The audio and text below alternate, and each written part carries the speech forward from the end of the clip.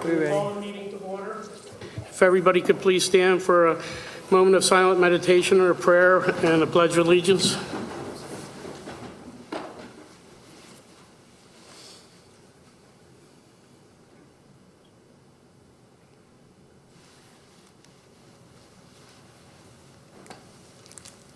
I pledge Allegiance to the flag of the United States of America and to the republic for which it stands, one nation, under God, indivisible, with liberty and justice for all.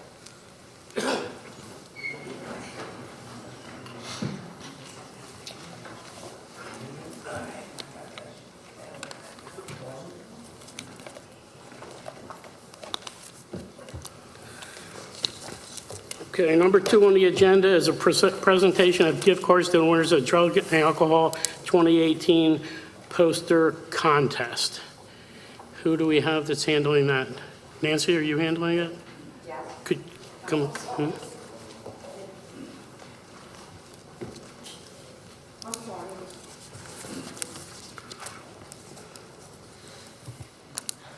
Hello, I'm Nancy McCarty from the Bensalem Drug and Alcohol Advisory Board, as well Frank Schilling with Bensalem Drug and Alcohol Advisory Board. This year was very, very, very hard. We normally go out 3 places. We had so many entries, we had to go out 6 places. Some of these are really, really tough. The first place winner, unfortunately, he's not here today. It's a very, very sad situation. But they're doing very good, and I really want everybody to see his poster. He lost his father to addiction recently. The mother's in rehab, and the kids are with their aunt, who has her own children. So this is a tough thing, but this young man did not even get to participate in the DARE program because it was over when he came here. But he went full force with this poster, and it is unbelievable. And I guess the mayor likes to have them displayed for the summer in the lobby again, so I just wish everybody would really take a really good look at that. Unfortunately, we only have 3 children here today, so I don't know if, Frank, if you'd like to say something and have somebody come up. No. So what I'd like to do, if I can have the mayor and Joe come up here and I'll go get. make the announcements to give out the awards, please.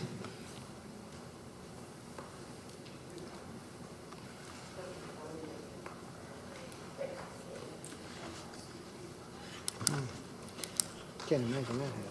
So these are the 3 people who are here. So.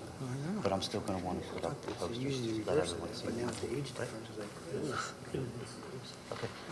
So Stay here with the kids. There you go. These are the, They're in order, they're their things. are they here? The children are all here, yes. So, and once you call them, I'll give you their.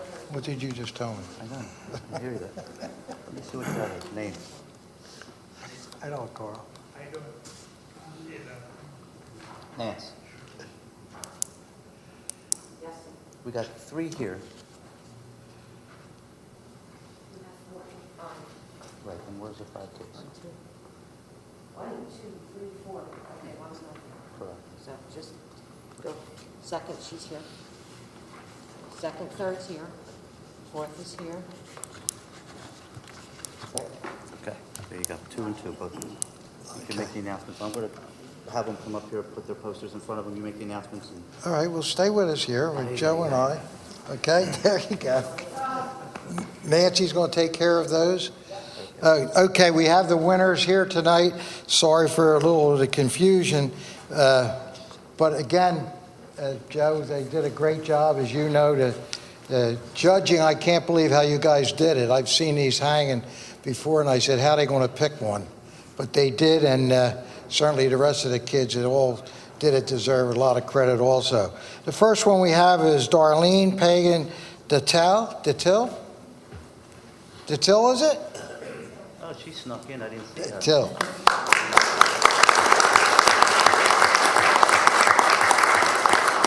I'll read the first one, and it says it's Dutil? Is that how you say it? Daytil. Daytil, okay. It says Certificate of Achievement Drug and Alcohol Poster Contest. Darlene Pagan Daytil. Cornwalls Elementary School second place winner. The mayor and council take great pride in your accomplishment and are pleased and proud to acknowledge your winning second place in the 2018 Drug and Alcohol Poster Contest. Congratulations to you. That's it,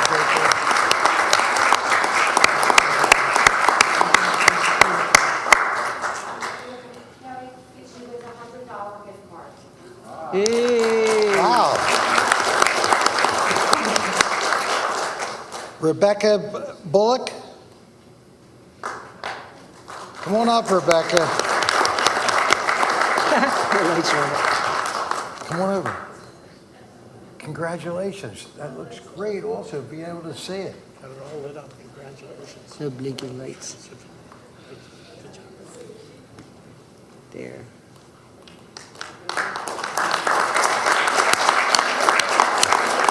A $50 one? Congratulations. Alexandra Fisher.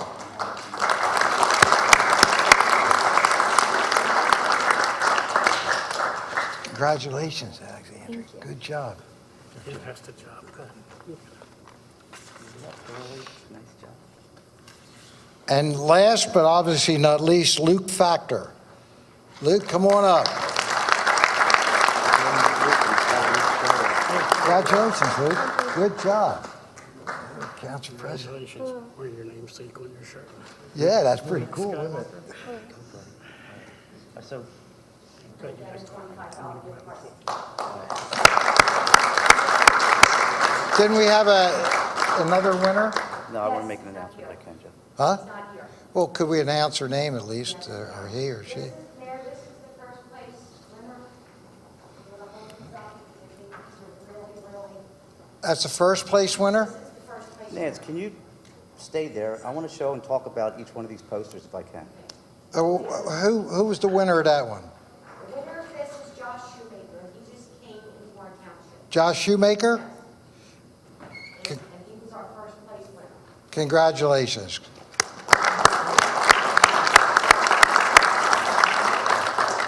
is Dominique Sealy, and she won fifth place. He went She is out to unfortunately not here somebody. as well. All right, so I'd like to bring Dory up here. She'll give you an explanation of each one of these posters and a little bit of a story on how we picked the posters. I'm Dory Brandenburg, and this is the old school teacher in me. And when you conceptually look at these, you know, they're red with the dart, immediately takes your eye. But forgive me, honey, I forget your name. But next to her on the right, if you could just hold your certificate behind your portrait, all these people that she has here, all these, this is a bilingual poster. So every one of these are in a different language. I'm telling you, we scrutinized these. We really sweated over these. And the other young gal, when she did this one of the body parts, we went into our cell phones to confirm that these were actually what those organs would look like and the damage that would be done. This gentleman right here, we thought that was great because it was so simplistic and the message couldn't have been stronger. And our dare at the end there that she's holding, that's a simple pack of cigarettes, but you know, that's where it starts. So again, we're so sorry we didn't have 100 gift certificates to give out. But you should all be so proud of yourselves, and you should all be prouder. Thank you.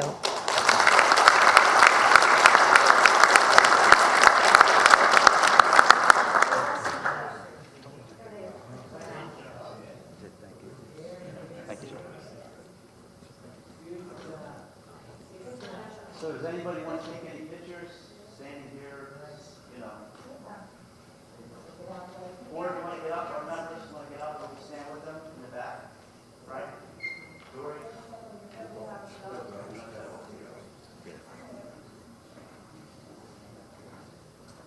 Is the director here? If you just come out for pictures.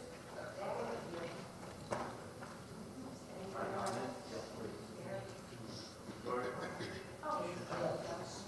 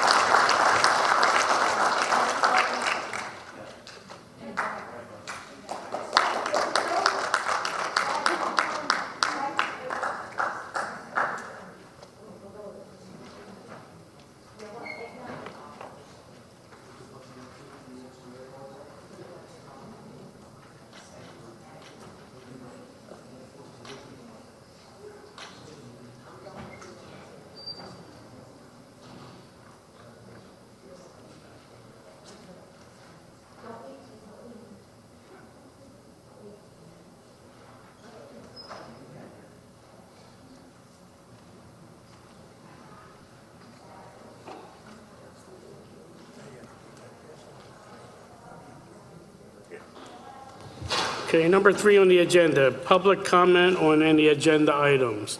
Does anyone have any comment on agenda items? Okay, seeing no one come forward. Number 4 on the agenda, approval of council minutes for the meeting date, June 11th, 2018. Do we have any additions or corrections? If not, then a motion would be in order. I'll put a motion that we accept it as presented.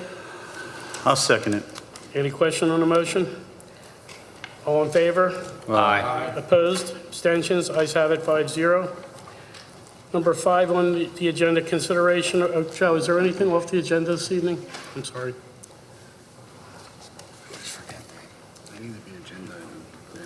One or two items, Mr. Polari. Number 7 on the agenda, which is the ordinance to rezone the St. Catherine Drexel Sisters of the Blessed Sacrament property. We were in contact with the attorney representing the potential buyer of the property. They anticipate that they'll be coming into the township probably within the next 30 days with a proposal both for the development and for the rezoning of the property to something that may be different than what the township has proposed. Therefore, the administration has no objection to council continuing item number 7 for an additional period of time to your, let's say, your second council meeting in August. Okay, do we have a motion on the floor to continue? Well, I've got a question first. We keep pushing this down the road, and it sounds like this may change with what the final development is.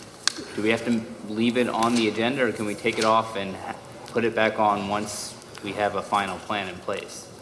Well, the township's motivation in preparing and advertising the ordinance that's currently on the agenda was to give the township some protection and some control over the future use of the property by invoking what's commonly referred to as the pending ordinance doctrine.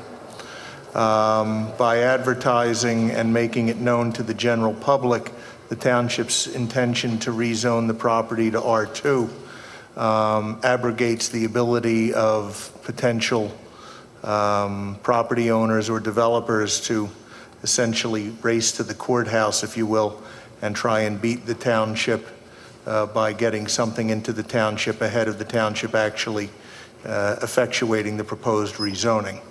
So by keeping the proposed rezoning on the agenda and keeping it alive, albeit kicking it down the road, it leaves in place the township's ability to rezone the property to R2 should something come in that the township is not in favor of, and secondarily, the proposal being the township's, all things being equal, if things should fall through with the potential sale of the Mother Drexel property,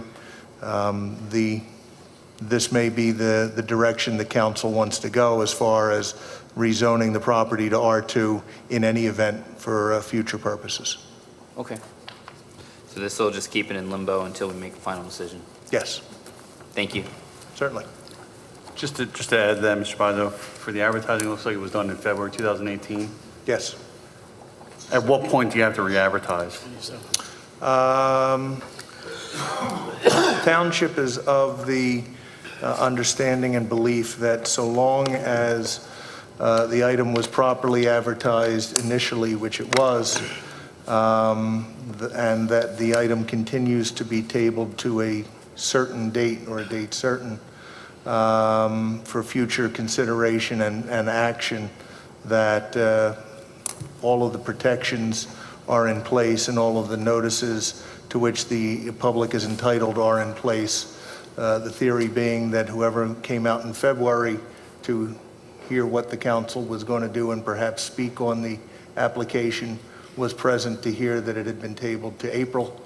They therefore had the opportunity to come back in April and hear that the township decided to table it to its meeting in June, and so on and so on. So we believe that there's not a need legally to send out notices again unless and unless and until such time as the township were to say, consistent with what Mr. Sloan was suggesting, why don't we just take it off and we'll bring it back up when, at a later time. Should that happen, then yes, we would have to re-advertise and re-notify adjacent property owners. Understood, thank you. This is the township's ordinance, right, Joe? It's not the developer's ordinance, it's the township. Township. That's correct, Yeah, Mr. we had this Clary. before, Just to make it clear, it's us to put the ordinance forward. we were doing this before the developer got involved, actually.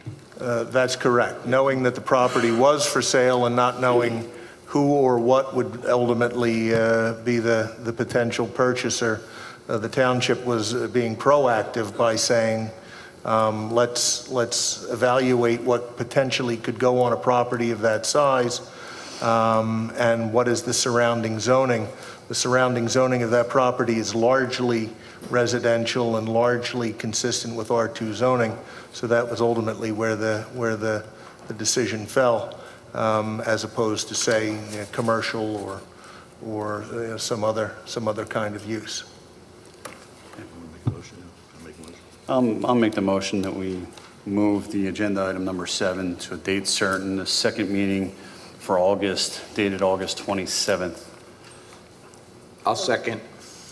Okay, do we have any question on the motion? All in favor? Aye. Opposed? Abstentions?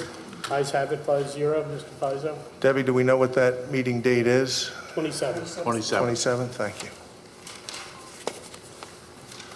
The other item of which I am aware is item number 11, which is an application for preliminary and final land development for BSV housing. The applicant was before the Township Zoning Hearing Board, and whatever business it had before the Zoning Hearing Board was apparently not concluded at the last meeting. Therefore, they had anticipated having the zoning in place and coming before you this evening. Such is not the case, and therefore, in order to give them an opportunity to get back in front of the Zoning Hearing Board and then in front of you, I believe they're figuring that they may be not this month's zoning hearing, but perhaps the August zoning hearing. So again, this may be one that's ripe for continuation to your second meeting in August. And I'll put that in the form of a motion, Mr. President, if that's good with you. Do we have a second on the motion? Second. Any question 27. on the motion?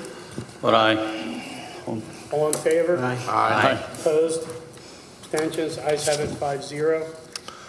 Those are the only items of which I'm aware that would not be proceeding this evening, Mr. Polari. Thank you, Mr. Pizzo. My pleasure. Okay, number 5 on the agenda, consideration of a resolution approving the filing of an application for funds under the KJ's Trail and Recreation Program, and that the Director of Administration is authorized and directed to execute and file the appropriate forms with the Commonwealth Finance Authority. Who will be handling that one? Go ahead. As I believe council may recall from either your last meeting or the meeting prior to that, you heard Mr. Belfield, who was up at the podium speaking to the Greenways, Trails, and Recreation Program activities that are currently underway in the township, largely for the construction of trails, all of which would interconnect with one another and ultimately interconnect with other trails throughout the county. Some of those efforts are taking place right now for property along the riverfront. As Mr. Belfield was discussing when last he was in front of us, some of those efforts are also involving our township community park, and in particular efforts to connect the community park property with Humeville Road and access to the school district properties at Rush and Snyder. As part of that program, the township has been made aware of the Greenways Trails and Recreation Program grant that might be available through the Commonwealth Finance Authority and the Pennsylvania Department of Community and Economic Development. This would be a $95,000 or up to a $95,000 grant if the township were to get full funding. It is a matching fund grant. Then the township would have the ability to access county open space funds that are still available to the township to use for that match. And so at this point, as we discussed at a prior meeting, the Commonwealth requires a resolution of this body authorizing either the mayor or the director of administration, and in this case, the director of administration, to finalize and submit the necessary paperwork to apply for that grant. If the township is awarded that grant, the matter would then come back in front of you again for acceptance of the grant and approval of a contract with the Commonwealth Finance Agency and DCED for whatever funds the township should be awarded. So at this point, the administration is asking for your consideration and approval of this resolution for the submission of the $95,000 grant application and authorizing the Director of Administration to be authorized to submit and execute any necessary documents associated with that application. Thank you, Mr. Pizzo. Is this the exact same scope of work that was before us a couple months back when Tony was here? This particular grant? No. It's a different grant, but having. Different grant, I know that, but the same project. scope of work, the same project? Okay. Yes. Do we have the specifics of this, where this money is going? I know generally speaking, it's going through the Greenway and the trails along the Delaware River, State Road and such, specifically. Right here, the township. This is the one that goes between the township and the school district. Okay, so that's the one from the, okay, so that road going up from there, okay. That's what that's for. There's this one. already a bridge built back there Right. next to the amphitheater. Yeah, so Continuation of- Okay. To go through, but you get tied up at work, so. Right, exactly. Because it's, and it'd be good for the students to be able to use that and see what's happening in the environment. I understand. That's the question I had. Thank you. Okay. Is there anyone in the audience that like to speak for or against this resolution? Seeing no one come forward, a motion would be in order. I'll make a motion that we approve the resolution approving the following, the application for the funds under the Greenway Trails Recreation Program as presented. Do we have a second? Any question on the motion? All in favor? Aye. Opposed? Abstentions? Ayes have it 5-0. Number 6 on the agenda, consideration and approval of 3 resolutions. 2 existing traffic signals and 1 new traffic signals as follows. New traffic signal at Bristol Pike and at Holy Ghost Prep Driveway. The 2 existing ones are Neshaminy Boulevard and Rockdale Drive, Bristol Pike, and a school flasher at Holy Ghost School Lane Charter School. I guess you're stuck with these things. The 3 resolutions that are before you, I believe, can all be dealt with a single motion if council is of a mind to deal with them in that way. Again, these are all signals that would be either installed or modified along state highways. As such is the case, the Department of Transportation requires the township to submit an application for traffic signal approval, whether it's for a new signal or whether it's for a modification. The application is the same. The Commonwealth treats them in the same fashion. In this case, as the agenda reflects, and as Mr. Polari indicated, 1 is for the installation of a new traffic signal in front of Holy Ghost Prep, where there's, based on the construction of the new Holt Center and the activity now with traffic coming both ways onto Route 13 from Holy Ghost Properties, the installation of a new traffic signal along there. Part of the existing traffic signal change would also be involved for Bristol Pike and Holy Ghost. As council is aware, a school flasher was installed at the time the Holt facility was constructed, and the proposal is based upon what's been observed and what the traffic engineers are recommending would be to revise the geometry along Bristol Pike and to relocate the mast arm for the existing flasher so as to avoid what appears to be a conflict with other overhead signals nearby. Finally, the third resolution is for the modification of the traffic signal at Neshaminy Boulevard and Rock Hill Drive to allow for the installation of a right-hand turning lane. All three resolutions have been reviewed and prepared by the township's traffic engineer. All three are in the forms required by the Department of Transportation, and all three are in a form acceptable for your consideration and approval this evening, should you choose. Thank you, Mr. Pizzo. Do we have any questions? Yeah, Joe, just to clarify, if we approve this, that means that PennDOT will study our recommendations and then decide whether they think it's correct or not to be able to do? That's correct. This will initiate the process whereby PennDOT will say, okay, township, you want to put a signal there, or property owner, you want to put a signal there.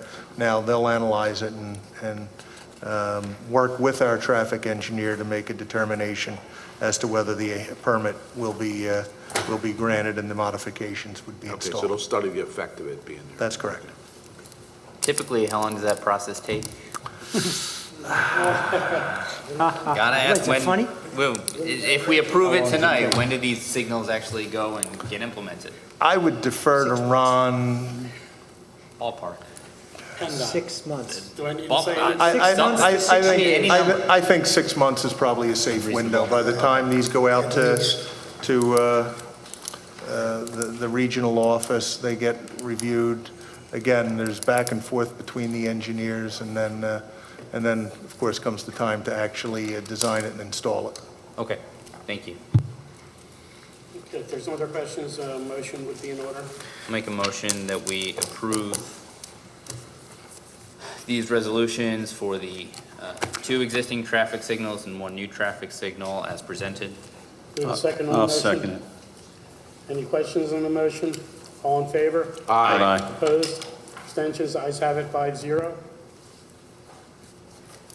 Number 8 on the agenda, consideration of a public hearing on an ordinance regarding the rezoning for Republic First Bank, 2941 Mechanicsville Road. Zoning classification is R2 residential, changing to GC general commercial, tax parcel 2-37-29.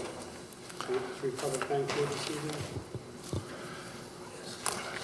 Mr. Polari, while the applicant is setting up, and I believe the applicant brought with it a thumb drive to utilize the laptop and the projector system, so I'll give them an opportunity to So I was just going to say good evening before I...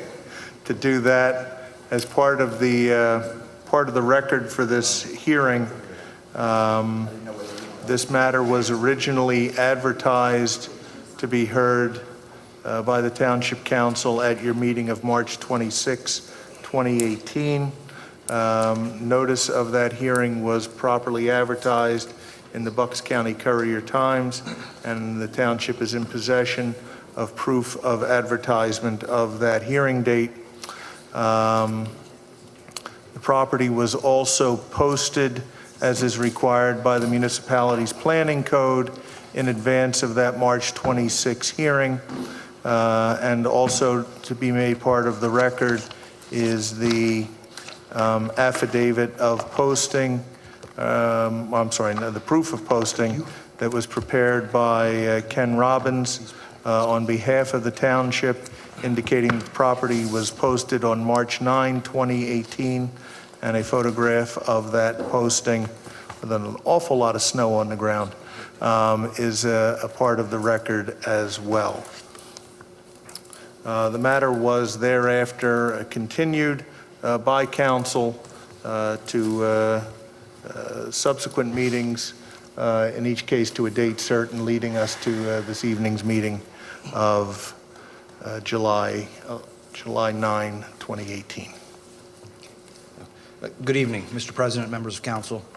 I'm Rob McNelly. I'm here tonight on behalf of Republic Bank. And Mr. Pizzo, if it's all right, I have copies of our notice letters and the return receipts. Would you like me to give them to you? You can hand them up, please. Mr. Pizzo, we're only doing the zoning change tonight, right? That's correct. I have the originals that were sent, and then also we sent a second set out a month ago. Okay. Thank you. Thank you. Record should reflect that I've been handed 2 sets of notices, the original set that were mailed in advance of the March hearing, and a second set that were mailed to adjacent property owners at addresses provided by the township on or about July 9, 2018 for this evening's hearing. I'll review them while the hearing's going on. Mr. Polari. I should also, although I'm sure Mr. McNelly will get into it, but I should make council aware that the township did receive on Friday a set of land development plans for the property filed on behalf of Republic Bank. So those are into the township as of this past Friday, July 8th. Thank you, and good evening again. We were here before the council over a year ago, and during that presentation, there were a number of concerns from at least one of our neighbors regarding the distance between the bank and the property, buffering, concerns about the location of garbage dumpsters and trucks in and out of the site. Since that time, we've been able to make some what we think are very material modifications to the plan, and we'd like to present them tonight. We think that they alleviate to the greatest extent all of those concerns. I can note also that we've been again to the Planning Commission with regard to the zoning change, and we received a recommendation for approval from the Planning Commission as we did the prior trip. And I think that we've submitted and circulated some of these plans so that the members of council may likely have already seen them. And we also participated in your informal process and have discussed some of the issues that you have. And so given that, we've brought with us tonight our site engineer, or civil engineer, John Tressler. We also have a traffic engineer here with us tonight to answer any questions that you might have in that regard. And I think the most important witness that we have, because this is a rezone and not land development, as we mentioned, we have our planner here, Charlie Gutenplan, and he'll come on third. And as Mr. Pizzo just notified you, on Friday we were able to submit fully engineered land development plans. The site plan is the same as what you have before you, what you've already seen, and what we're going to show you tonight. And we've submitted them that we think they're in shape for a very quick review by your township engineer. And they're, like I said, they're fully engineered, everything from stormwater on up.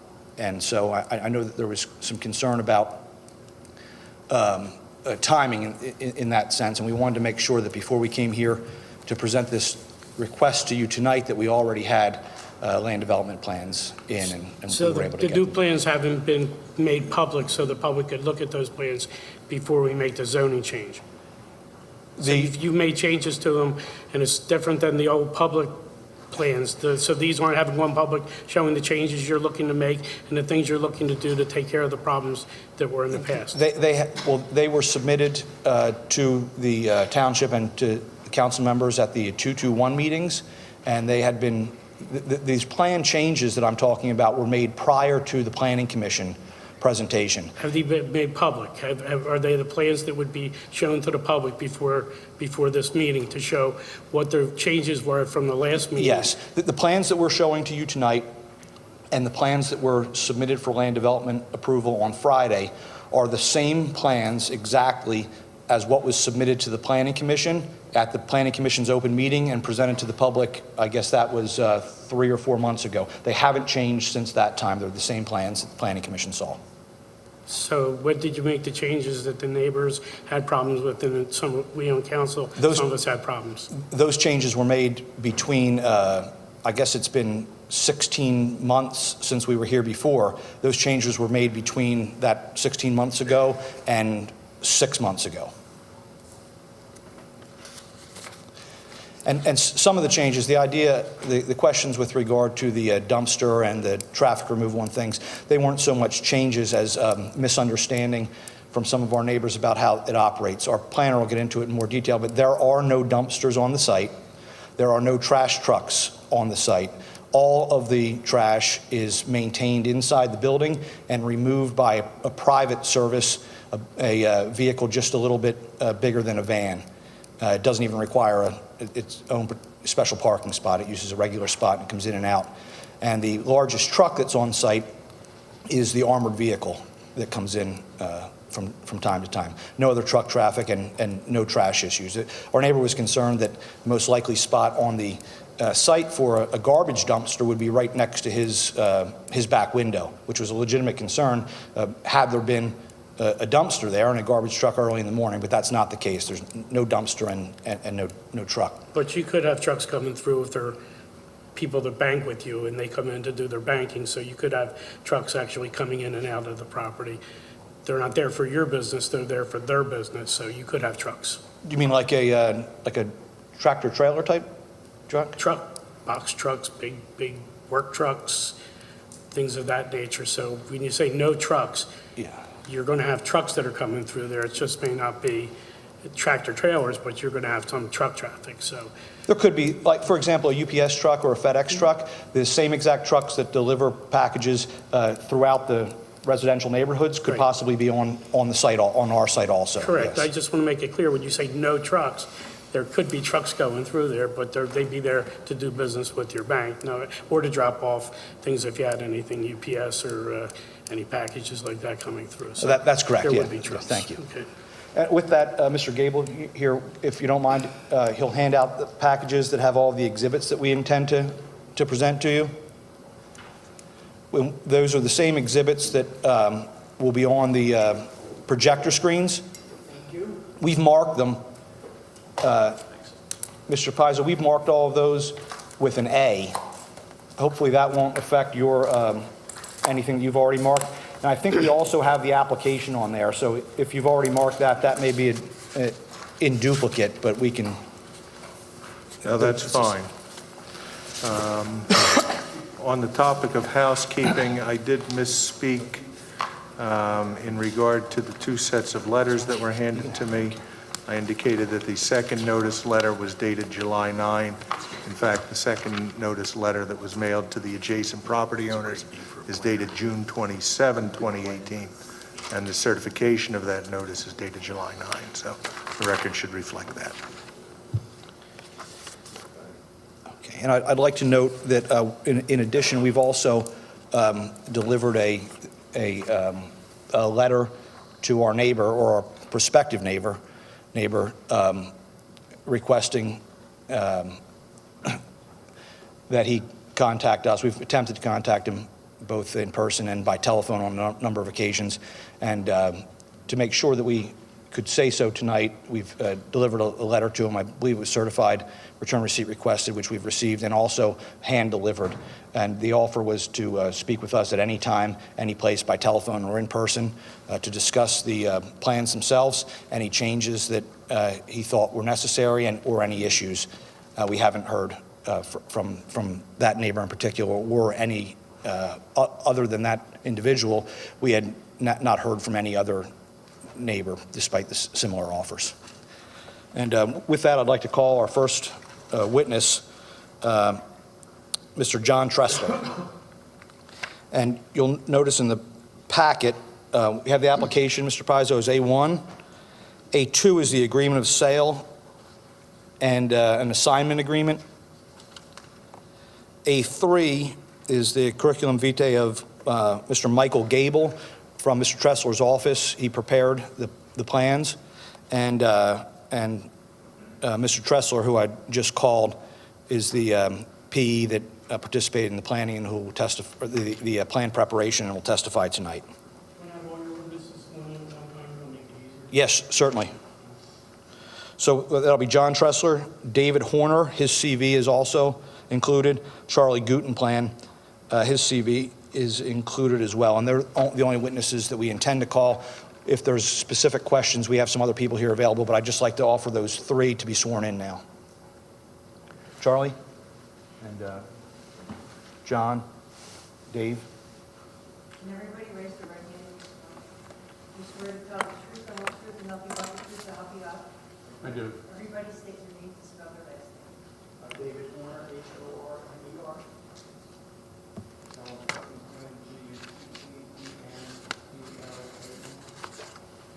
John Tressler, Tressler. J-O-H-N? Jon. Are you going to do the projection? Okay.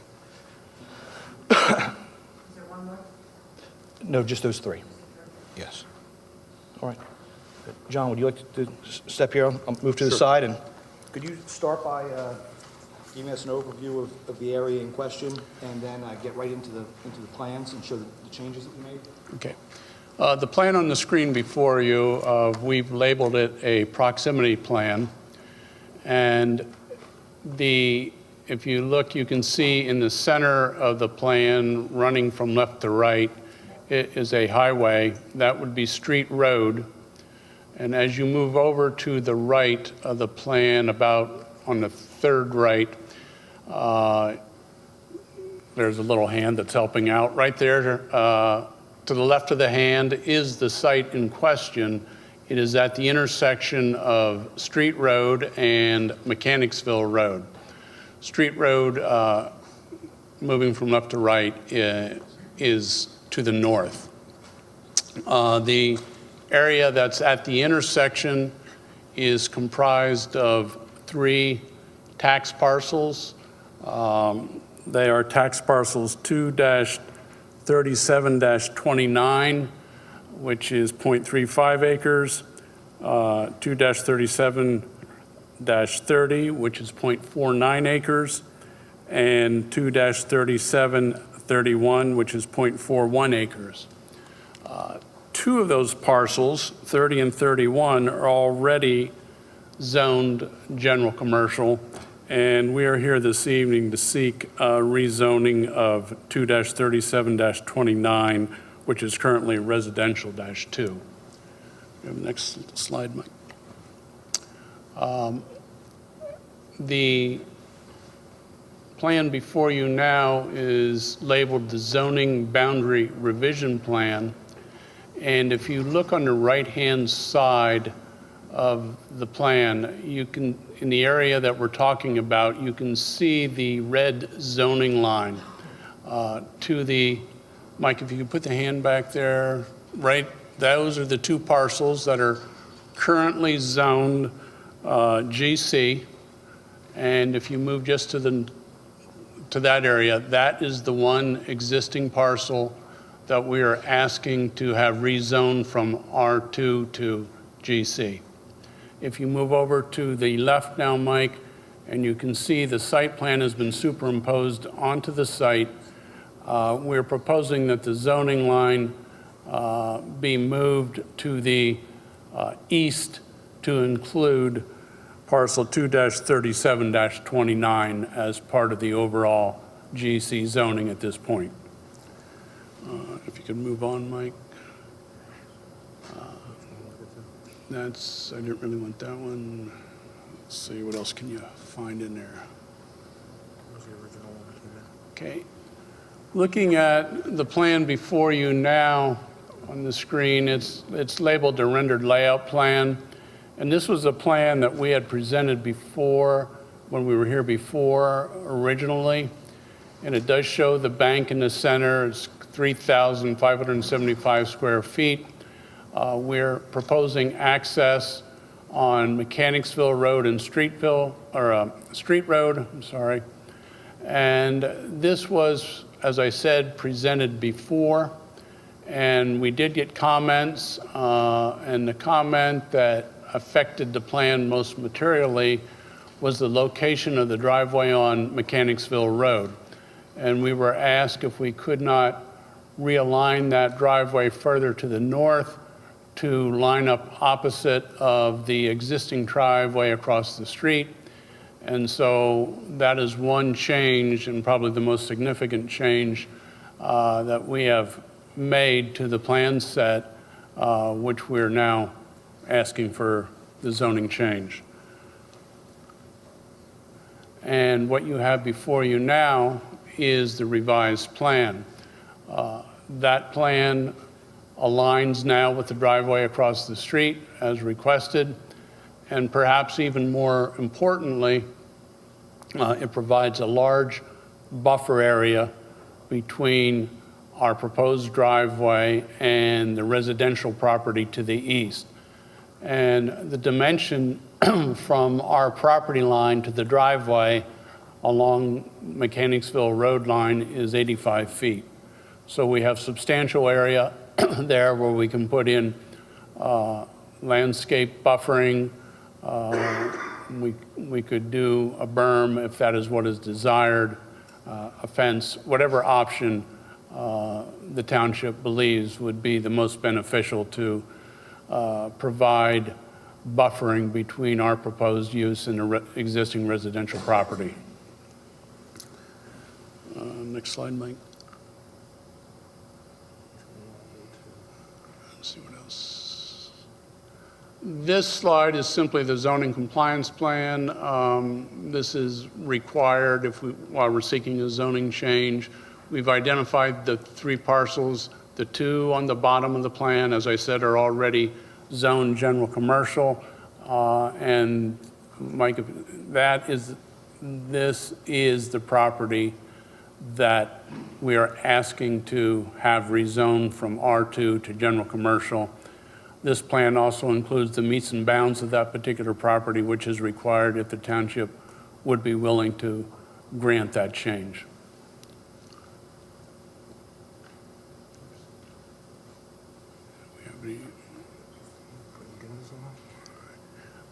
Let's go back to the previous one. This plan, and I'll speak a little bit more about the plan and how it operates on this from this drawing. Again, this drawing shows the relocated driveway. Circulation off of Mechanicsville Road is full access in and left and right out. And as you come into the site, as you move to the west, you come into the drive lanes where we have 3 drive lanes, and we also have a 4th lane which allows you to continue around the bank unimpeded. That can go into a parking area or, if necessary, exit on a street road. Currently, the plan shows just right in and right out on street road. There has been some discussion as to whether we could provide left in off a street road. I'll let my traffic engineer address that more specifically. I think the short answer is if PennDOT would agree, we certainly would agree. The site plan, just a couple more features of that. The planning requires a minimum of 18 parking spaces. The bank is showing a proposed 27 parking spaces. The bank does have business events involving the public and businessmen, and sometimes that is after hours, but that is why they like to be able to provide more parking for those types of events. John, when you say after hours, you mean after 5 o'clock, 6 o'clock? 5 o'clock, 6 o'clock. Not after the bank's closed, no. Yes, I'm sorry. Oh, yes, I'm sorry. I said, John, when you say after hours, you mean after the 5, 6 o'clock hour, not after the bank is closed at 8 p.m.? Correct. Just so you know, that microphone there, you can pick that up and take a video. Okay. Is everyone hearing me okay so far? It's more so for people who know. Okay. And I don't know if we have any more. Could you go back, Mike, could you go back a minute, please, the previous? We are showing on this plan, there are 4 pictures depicted on this plan. On the lower left, if you sort of look in the way we have the arrows swooping, that would be standing. That's what you would see if you look in that direction. So looking in that direction right now, you would just see the existing site that has the house and some vegetation on it. If you move over to the right lower-hand corner, that's an aerial view looking into the intersection. Moving just up a little bit, you're basically standing at the intersection of Mechanicsville and Street Road and looking south on Street Road. And then if you go all the way to the top of the plan, that's another aerial view looking towards our site if you were standing in the shopping center over there. This is one more plan. I think our planner will get into this in a little bit more detail, showing some of the existing buildings on the property, also showing how our proposed screening will take place and what will be able to be seen from the existing properties once the bank is constructed.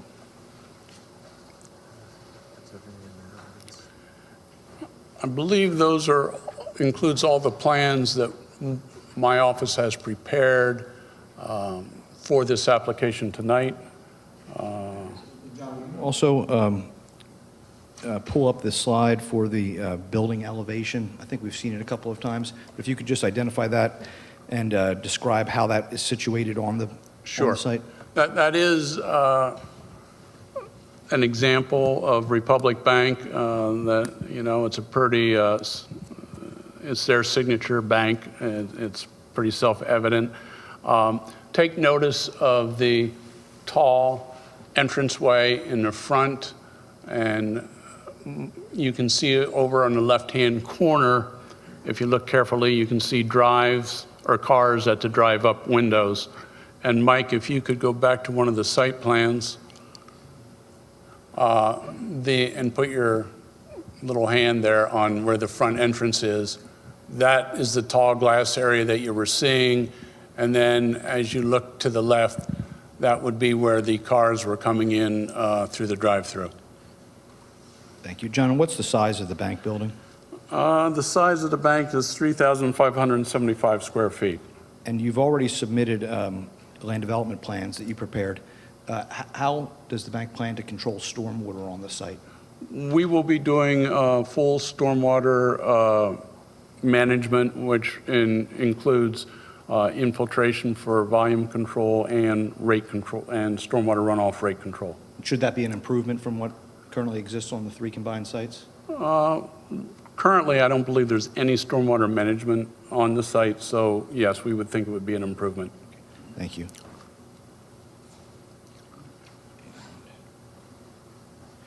We saw the picture of the rendering. You've worked on a few of the Republic Bank plans. You've also seen a number of the banks that are already operational. And it's my understanding that both the architecture of the bank, the interior and exterior maintenance, and the landscaping are meticulously maintained. Is that your understanding of how the bank operates? Yes, it is. And also a lot of thought and planning goes into the establishment of their landscaping and how it's laid out. Okay, thank you. And I neglected it when we jumped into swearing in the 3 witnesses. I skipped over requesting, after review of Mr. Tressler's CV, that I'd like to offer him as an expert in the field of civil engineering, and I'd like to do that now. Yes, no, that's fine. I didn't raise an issue of it. In fact, Mr. Tressler has appeared before this board previously in this capacity, and he's known to me, and he's, I believe, known to the board. So he is accepted as an expert in civil engineering. Thank you, and that concludes my questioning. How high is the front of the building you just telling us about? The logo is the sign? What's the highest point of the building? I don't have the answer at my fingertips. I might be able to get that for you before I leave, though. Any other questions for Mr. Bridges? Steve, can you bring your next witness? Yes, thank you. One second, please. Okay, I'd like to call David Horner, please, our traffic engineer.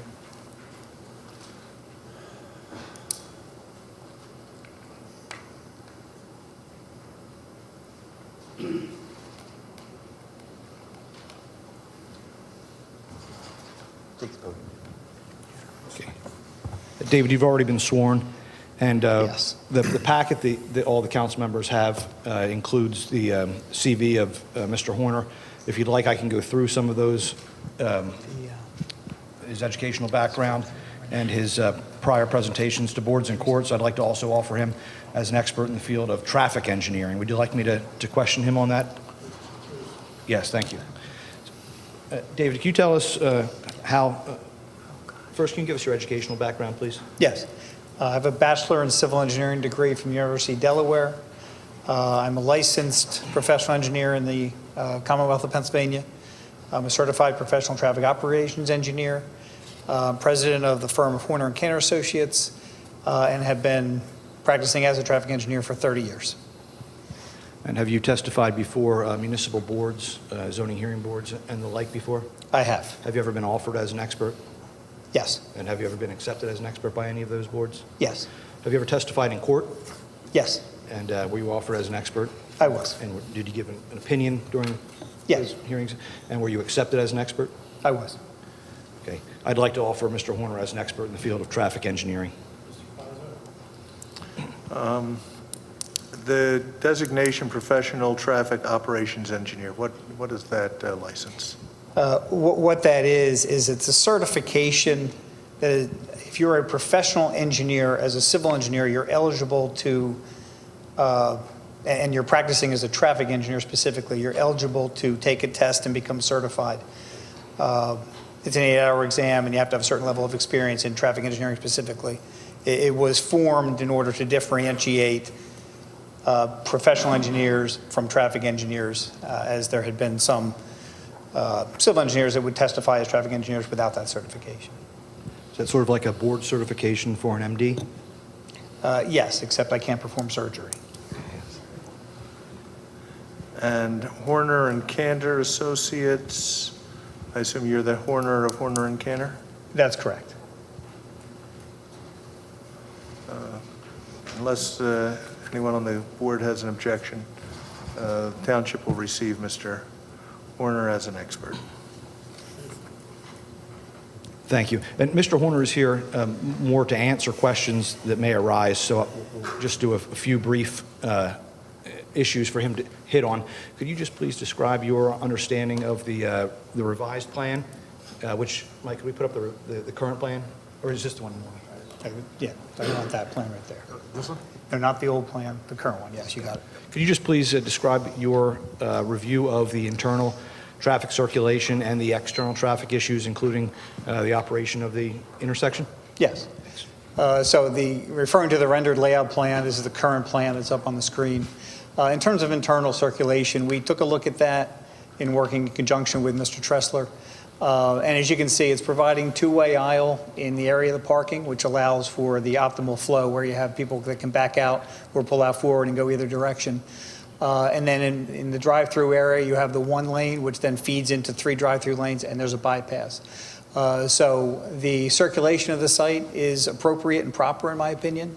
The aisle widths, the parking space sizes, the radii internal will handle the traffic that will be using the site. In terms of the access, it was touched on, but let me give you a little bit more as to what generated the access plan. Driveway to Street Road, as you can see, it's proposed to be as far from the signalized intersection as is possible as the site allows, which is beneficial. Based on PennDOT's preliminary input, it's always good to get PennDOT's input as early on in the process as possible. They recommend that it be a right turn in and right turn out only.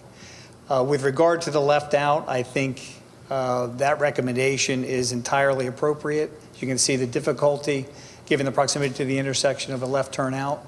We would concur that that would not be a movement desired. Left turn in, there is a center turn lane in that area already provided. We would like to have a left turn in if possible, but we understand it's up to PennDOT first and foremost, and we will abide by whatever they ultimately decide with that access. Mechanicsville Road is proposed to be an all movements access, left turns in, left turns out, right turns out. Again, that's situated, I think, appropriately opposite a commercial driveway. As was explained, the plan change showed the driveway moving a little bit, I guess, to the north in order to provide the increased buffer for the neighbor. That access, based on our analysis to this point, will operate at the appropriate levels of service. That's the grading system traffic engineers use. I'm sure the board's familiar. Level of service BC, which is acceptable to PennDOT, acceptable to municipalities. So we see no issue with providing those movements onto Mechanicsville Road, onto and off of Mechanicsville Road. The fact that there's a driveway to each frontage road is important. When you have a corner property, if at all possible, that's what you'd like to see. And the reason for that is that minimizes the impact at the signal. The intersection of Street Road, Mechanicsville Road, as we all probably are familiar, is a very congested intersection during the peak hours in particular. By providing access to both roadways, we minimize our impact in that traffic can be pulled off in most directions prior to the intersection. We will be adding some traffic to it. What we found is it really does not appreciably change any of the operation. Again, that'll be something that PennDOT will look at, and if there are ways to adjust the timing, we certainly will be amenable to what PennDOT would suggest there. As you can see from the diagram, that intersection is essentially fully built out, meaning there are left turn lanes on all approaches, there's right turn lanes or channelized islands for right turns on all approaches. So there's not much geometrically that can be done, and certainly not as part of this application. So I think that's a summary of what we find. So if there's already any questions, I'll be happy to try to answer them. Well, that is one of the three worst intersections in the state of Pennsylvania. They're bing, bing, bing. What you're doing is you're taking a corner property, and no matter what you say, the three properties that you're using don't have the traffic that you're going to bring in. To make a left-hand turn from Street Road into that building is going to be crazy. The right in, right out is more reasonable and acceptable to me from a safety standpoint, keeping the people safe from there. We have enough people making turns into right turns only places along Street Road that makes it dangerous. But overall, the whole corner is dangerous. Mechanicsville Road is dangerous. The traffic during the day, traffic getting in and out, backing up and moving forward. You just get a lot of angry people on these roads. I think that what you're looking to do here ends up just like Bustleton and Street Road when it was Commerce Bank, which the same owner of Commerce Bank is what's Republic Bank now, the same type of thing up there. And I've seen more accidents and more trouble with traffic up there with the same type of thing. Philmont and Street Road, people trying to get in from off the Street Road, which is a right turnout only, and all the traffic that backs up.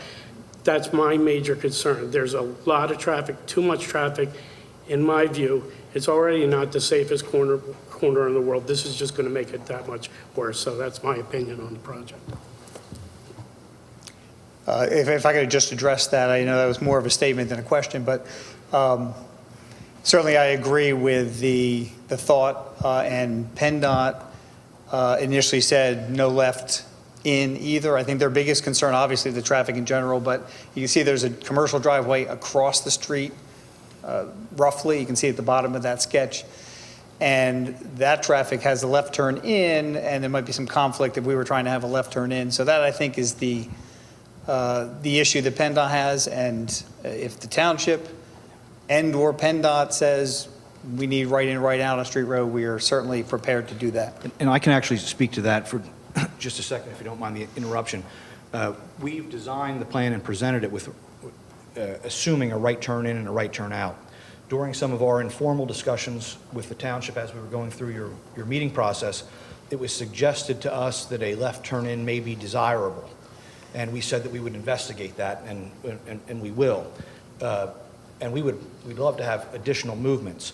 But the request to seek the left turn in that came, we believe, from the township, if it was the will of the board as a whole, that there not be such a left turn in, we are completely satisfied with that as well. We just wanted to make sure that we were exploring all of the suggestions that we received from the township. And I'm just putting my opinion on the record so that we know that it's not safe. The whole thing isn't safe with the amount of traffic, and to say it's not going to put any more traffic on the road, there's nothing in those three places, so you are going to put a lot more traffic on the road because you got people coming to the bank, leaving the bank. Most people go at the high in the morning on their way to work, on their way back from work, the highest traveled areas, the highest traveled times to be going to a bank. So that's my opinion and my opinion only, so I just wanted that on the record. Wouldn't that be determined by PennDOT regardless of whether you had requested it or not? I mean, you don't have the final say in that, nor do we.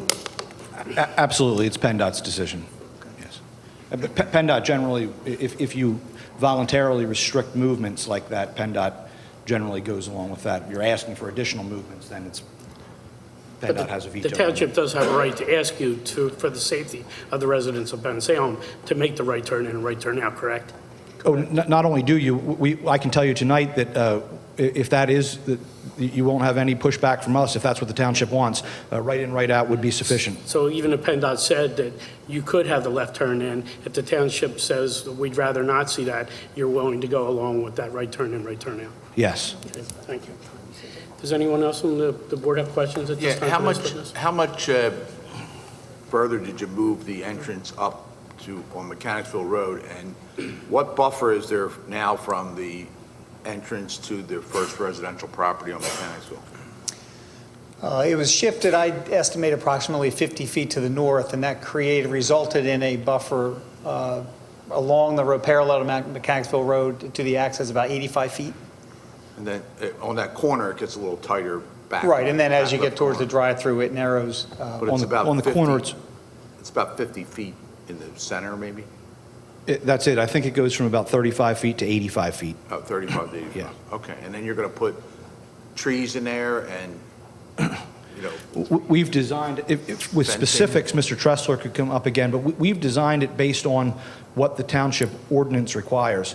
But we are open to modify that. Mr. Tressler mentioned we could include berming in there. We could include different types of trees if you would like more evergreens versus some of the deciduous trees that the ordinance requests. We're open for that. And of course, the neighbor who's living there, we would welcome their input as well as to what types of trees. And as long as those are acceptable to the township and don't require, and meet the ordinance requirements or permitted by a waiver, we'd be happy to do that. okay. All right, thank you. Do we have any other questions? Just to further that point, in addition to fencing, if the homeowner had requested a particular fence back, I'm not sure if if fencing exists, but if you had requested fencing back there too as well? I'm sorry. Well, there's no fence there now. Okay. There's there are some evergreen trees on that property line that we observed, and there's a lot of deciduous trees. Some of the photos that we took are during the winter months, and you can really see straight through to Street Road at that time. We'd be agreeable to a fence back there. I think in the past, usually the ordinance requires something like a board-on-board. 6 feet tall is usually the maximum permitted, and I believe that would be acceptable to us. And also, especially in that, well, even in the 35-foot width, but in the center there where it's over 50 and where it's up to 85, there's a little bit of room that we could do some berming and plant some relatively mature evergreen trees, which would have an effect even greater than the fence. And I believe that's something we take up at the I'd like to go back to the traffic issue, if I may. As it stands now, there were 2 commercial properties out of the 3. You're asking for a rezoning of the 1 property so it could enhance the traffic flow and make the property bigger, as well as the property being bigger would align with all the other commercial properties on Street Road. That being said, there is now a dental office in one, and that's basically traffic that is uncontrolled, whether it come in or out, left or right turn, coming from Street Road, making a left in, or coming out. So that's uncontrollable as it stands now. And as a commercial industrial property, that small property could continue to do that or be worse than it is presently now, as well as the corner property would have the same dilemma. Where what I can see so far is you're presenting a very highly controlled, engineered process to in and out, and the type of business that it is, I think, would be, in my opinion, conducive to that corner. But again, we're going to have different opinions, and we're just presenting, what I see and how I see it at this point. Thank you. And what you just mentioned, that is exactly our intention, was to control the traffic as best we can. Do you have any other questions? Just more. In terms of traffic for this particular application, how would it compare to some other commercial business which could go into at least the two properties by right, whether it be a restaurant or some other thing? How would the traffic compare to something else that doesn't need the rezoning? Well, using a dentist office as an example, sometimes obviously the size of an office will influence the traffic, but generally a dentist office is going to generate more traffic than a bank. As far as commercial uses go, especially ones that would in this case take a corner that joins the three properties, the traffic of a bank is far less than what you see with a restaurant, a convenience store, fast food, nowhere near that kind of intensity. And that's one thing that's great about being able to combine these properties. You're essentially replacing what would be two commercial uses on the corner with something that's one commercial use with the driveways pushed away from the intersection and a less intense use in the bank. David, that may seem counterintuitive that dentist office may generate more new traffic. Could you just briefly explain the difference between pass-by and destination trips and Sure. how it is that the bank operates, usually pulling existing traffic off the road on the way to work or on the way home rather than putting new trips on the... Yes, and the point was made that a lot of the bank activity will be at lunchtime and in the afternoon, especially, and on Saturday in the middle of the day. And that's because it is a pass-by use in large part, in that you will be coming home from work and you're passing by this bank and it's your bank and you will go in and do your transaction, or you're at lunchtime already out on the roads. So it does have that added benefit that reduces the new traffic that's added to the area as compared to maybe a restaurant, which does draw some in that capacity, but it also is a draw, or a convenience market, or even an office building, which obviously is drawing people because they're employees that work there. So it's drawing them the trips that aren't there now. So it does have that added benefit of what they call pass-by traffic that's already on the roads and just goes in and out of the bank on its way home. Although that's true, you can also use that argument for a Wawa. You can, although Yes, we you all can. know. Yes, you can. You can. So I think we should stay away from that argument.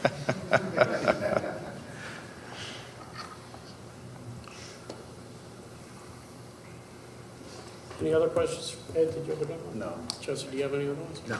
Okay, you can call your next witness. Yes, I'd like to call Mr. Charlie Gutenplan, our planner.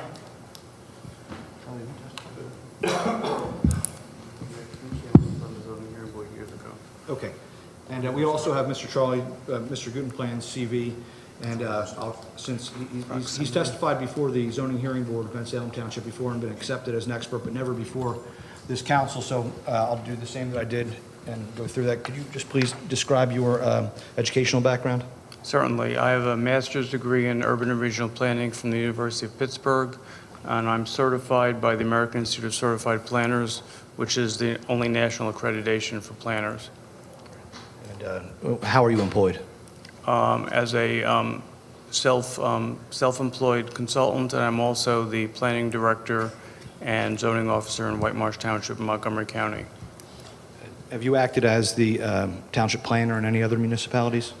Many municipalities. I was a consultant for 21 years and acted as a planning consultant in about a dozen municipalities, as well as early in my career through Montgomery County Planning Commission, I ran their community planning program, which is their local planning assistance, where they act as consultants to county municipalities. And I already mentioned that you've testified before the Bensalem Township Zoning Hearing Board. Have you testified before other zoning hearing boards as well? Many governing bodies. I believe the third page of my CV has a list of some of the places that I've been qualified as an expert in the past. Thank you. I'd like to offer Mr. Gutenplan as an expert in the field of planning, land planning. And you've served as the Director of Planning in Lower Merion Township and White Marsh Township, I say, is that correct? That's correct. Mr. Gutenplan will be accepted as an expert. Thank you. Thank you. Thank you. Charlie, as we did with the last two witnesses, I'd like to ask you to just start, and I know you have a presentation planned. Rather than me asking you a dozen questions, would you mind just going through that for us? I'll be happy to. I'm a planner, so the first place I'm going to start is your comprehensive plan, which is one of the things that we haven't mentioned yet this evening. The township has a comprehensive plan that was adopted, I believe, in 2002, and what it talks about in part is the commercial corridors and the development patterns in the township, and it talks about the fact that Street Road is already recognized as a commercial area, a commercial corridor, is an arterial road, and the plan specifies that or recommends that the development continue in similar fashion to what the existing development has been, which, as you can see by the proximity plan and from the discussions we've had, and as you well know, Street Road is definitely a commercial corridor. The plan also talks about increasing and maintaining the township's tax ratables, and I think that also speaks to what we're doing here and upgrading the corner to one very nice commercial use that has some benefits, as you've heard, and some others that I'll talk about, compared to right now there are 3 separate parcels, 2 of which that are zoned commercial already, each of which could ostensibly develop for commercial uses. Instead, we're going to have 3 parcels joined together and 1 commercial use that has less impact than we might have with the other 2 parcels, which could be developed either separately or jointly. A couple of other things that I think is important, and the proximity plan that's up on the screen now kind of points to this, is that the GC, or the general commercial zoning boundary, the change is logical and appropriate. If you look at the way that the zoning boundaries are configured, and you're seeing that on the zoning boundary revision plan, on the right-hand side, it's been pointed out before that there's a dip. Generally, the line of the GC against the residential zoning is a fairly consistent line as you look up and down Street Road, left and right, as we're looking at this plan. There's a dip. If you go to the left-hand side to see the line as it would result from the rezoning, it's a very logical line. It continues the line and provides for a reasonable commercial site along Street Road right at the corner of Mechanicsville. The rezoning is really going to result, as I mentioned, in a development site that can be developed under GC standards, which is actually a significant comparison to what we have there today. You have the dental office that we've mentioned. You have the corner property that's not right now zoned. It is zoned commercial but not used commercially. Some sort of commercial entity could go there. I venture to say it's probably not going to be the highest quality commercial use. It's a very small property. It's less than half an acre. And what's going to happen there, because of setback requirements, you have a front yard setback, and you have two roads there. So you have front yard setback from Mechanicsville Road, you have a front yard setback from Street Road, and then you have a 75-foot residential buffer, which would come from the back. If you took all those setbacks and applied them to that corner property, you'd never get that corner property redeveloped with new development. Someone, if they want to do that, would take that existing house and put something that house could accommodate. That house is not going to accommodate a very desirable commercial use, in my opinion. And the problem with those setbacks is technically you end up with what's called a negative building envelope, and where the setbacks from the street will cross over the setback from the residential boundary, creating no buildable area whatsoever. So what would happen is you'd be in front of the zoning hearing board for, I think, a fairly long list of variances in order to redevelop that corner as commercial, or even to redevelop the two commercial properties, the dental office and the corner property, as one property. You'd still have the same issues. When you take the zoning boundary and move it to where the logical boundary is, as we see on the left-hand side of the map up there, it creates a reasonable development site where we can comply with the front yard setbacks, we can comply with the buffer, and you can get a compliant development that doesn't require variances from the zoning hearing board. So I think that's a very significant point. Something else that I want to mention, and maybe we can go to the site plan with redeveloping the sites along Street Road, as I mentioned, I think is appropriate, it's desirable. We're upgrading marginally developable sites on the corner, the one I mentioned in particular, and the dental office, either separately or combined. The bank development is going to contribute to, I think, the type of commercial corridor that has been developing along Street Road, and that the comprehensive plan, I think the township is looking for. It's a much more desirable commercial use. As you've heard, it's low impacting, it's new development, it has better access, it has a lot of landscaping. I think one of the significant points, you've heard a lot about the buffer and how we've been able to increase the buffer to as wide as 85 feet. As you look at this plan, you see the boundary of the site that we are rezoning. A great deal of that third parcel, that subject of the rezoning, is taken up by landscaping and green space. Without that, any development on that corner is not going to have that ability, and you're not going to get anything significant in the way of a buffer. A portion of the site, as I mentioned already, has a commercial use, the dentist's office. The corner site could be converted to another commercial use. Again, they're likely not to be the most desirable. When we put this together and have all three parcels, again, we have a fully compliant plan. We meet all the buffering requirements. We exceed the buffering requirements. We exceed the parking requirements, yet this development is still about 12% under the maximum allowable impervious coverage. GC district allows a 60% impervious coverage. The impervious coverage that you're looking at as the site in the screen in front of you is just over 48% impervious. So there is a significant amount of green. I know in some of the other meetings there was some discussion about could something more significant be done on the corner itself in terms of landscaping. Right now, as Rob indicated, the site is done based on the requirements of the subdivision land development and zoning ordinances. We certainly could do something more significant at the corner in terms of a landscape element and signage or whatever the township would be looking for, provided it was done low enough down to maintain sight distance, but something very significant could be done on that corner. Again, I think the comparison of a bank with what could be developed on the corner, as you've heard, is much lower impacting.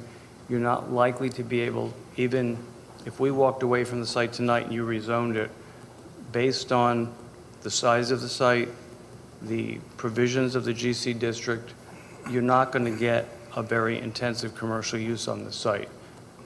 I can say from experience, I've been on both sides of the Wawa fence. You're not going to get a Wawa on that corner. It would never function. It's not big enough. You're not going to get any very intensive commercial use on that corner because the constraints of the size of the site, the setbacks, and the residential buffer precludes you getting anything of that significance. There's also been questions, particularly from our neighbor, about lighting. The lighting is low level in terms of height and only what we need for safety. Lighting will be off when the bank is closed. The only security lighting that will be on will be in the front of the building, out toward the corner of Street Road and Mechanicsville Road, where the entrance is. That is where the only ATM is. In order to function, or the ATM, or to utilize the ATM, you use your card to get into the door. You're in a secure lobby, and you can use the ATM in that manner. I think it's already been mentioned that the site will not be serviced with trash trucks. There will be no dumpster. Trash is all handled internally, shredded, and then removed. And I think finally, the one thing I'd like to mention that has been just touched on is the views that you'd see out from down Mechanicsville Road, looking north towards Street Road. These pictures, particularly on the left-hand side, show you the difference. The lower level on the left side, the lower photograph, shows you what the current view is. You have a pretty open view of the site. You have a pretty open view of the intersection. The upper left-hand side photo shows what it would look like from the neighboring McHale property, looking toward the same intersection. You see mostly landscaping.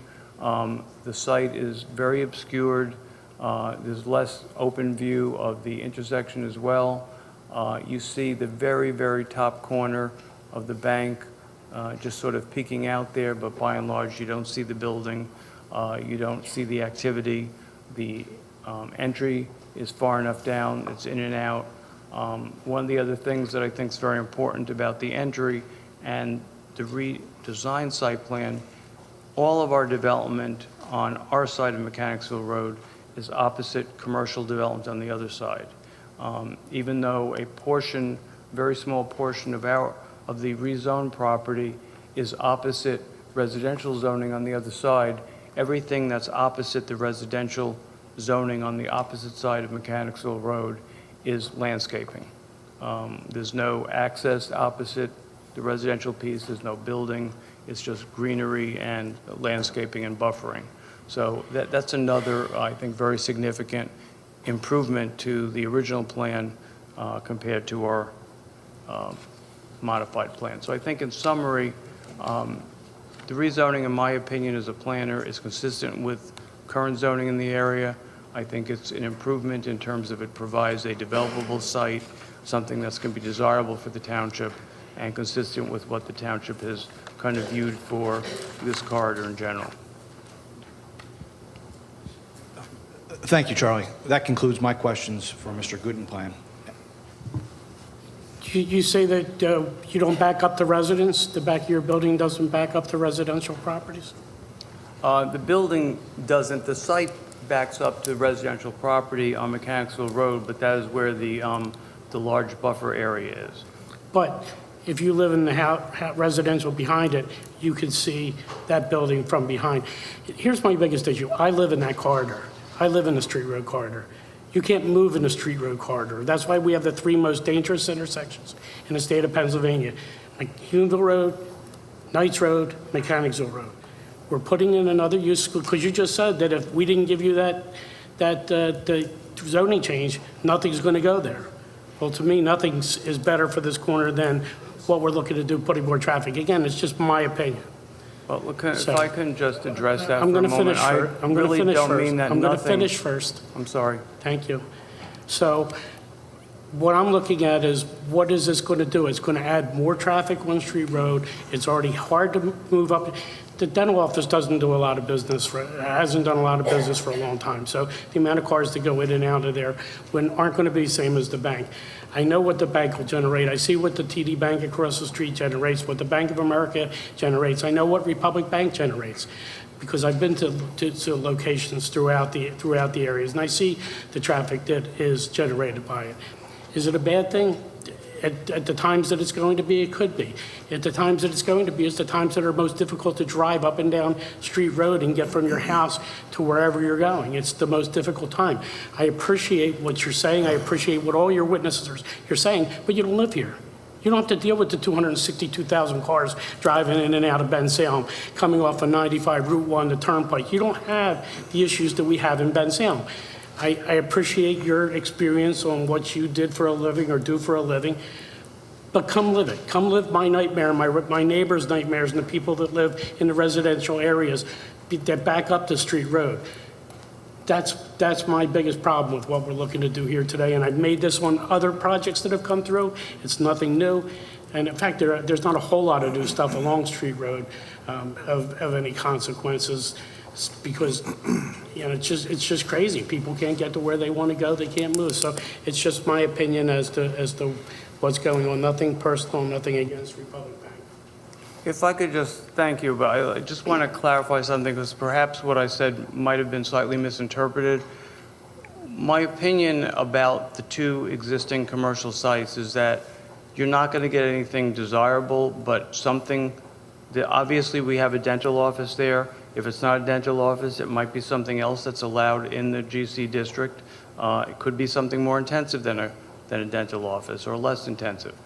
The corner property, at some point, someone will try and convert it to something. My point was, it's not going to be converted to something very desirable because of the constraints of the corner.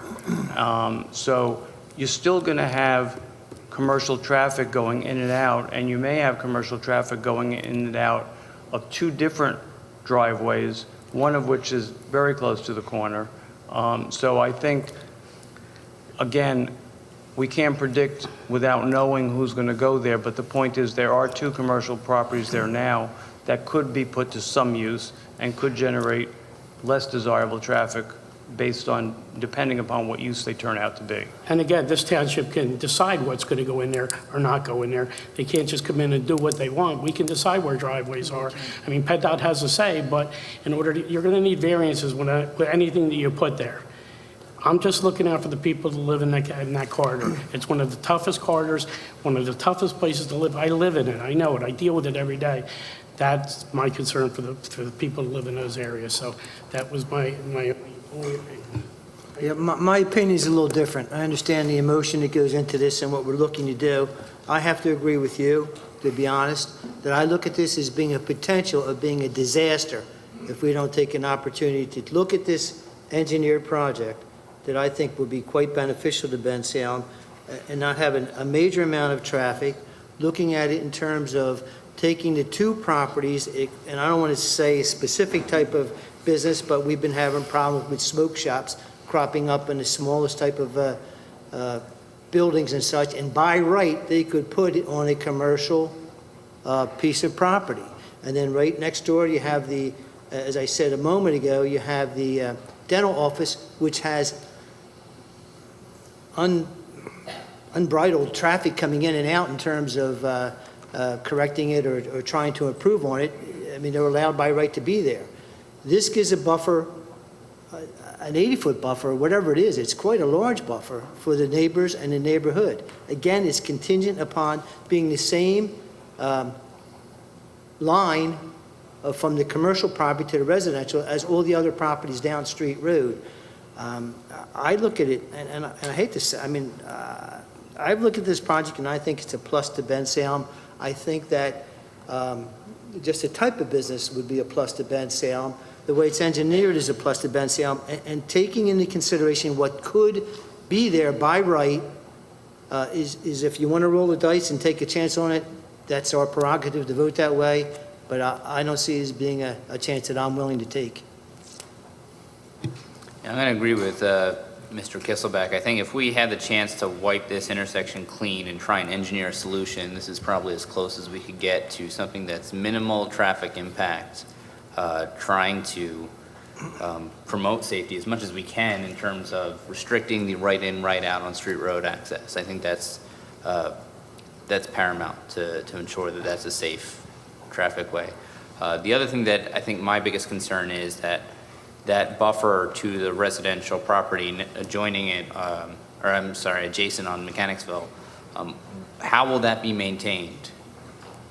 And I want to make sure that the concern of the residents of, losing that residential buffer that exists now between what's already zoned commercial, I understand that you're going to add a lot of trees, possibly a berm, a fence, but the question is, once it's in, who maintains it, and how do we know that that's going to stay the way we intend it to? The bank would maintain it along with all of the rest of the landscaping you see along Mechanicsville Road and along Street Road and along the other property line. They have professional landscapers that come in, do all of the lawn maintenance and all of the shrub maintenance. I mentioned earlier, and Mr. Tressler confirmed that the bank is known for meticulous upkeep, both inside and outside. That buffer would be maintained with the exact same level of care that the rest of the site would. Dead plants, if something dies, they're replaced with the same thing. Plants are properly watered, and they're maintained. Most of that buffer is going. The thickest part of the buffer is closer to the residential site in order to create as much of a barrier as possible. But the bank and its employees and all of the customers are going to see that, and they want it to be maintained in the best condition that it possibly can be maintained. And the types of plantings that we used, or that we plan to use, would be based on what, through the land development process, what the township would like, what the township landscape designer or engineer would like, and also what the neighbors would prefer to see in there. Okay, so you do intend to work with the neighbors to make sure that not only it gets designed the way that's desirable for everybody, but maintained the way that it needs to?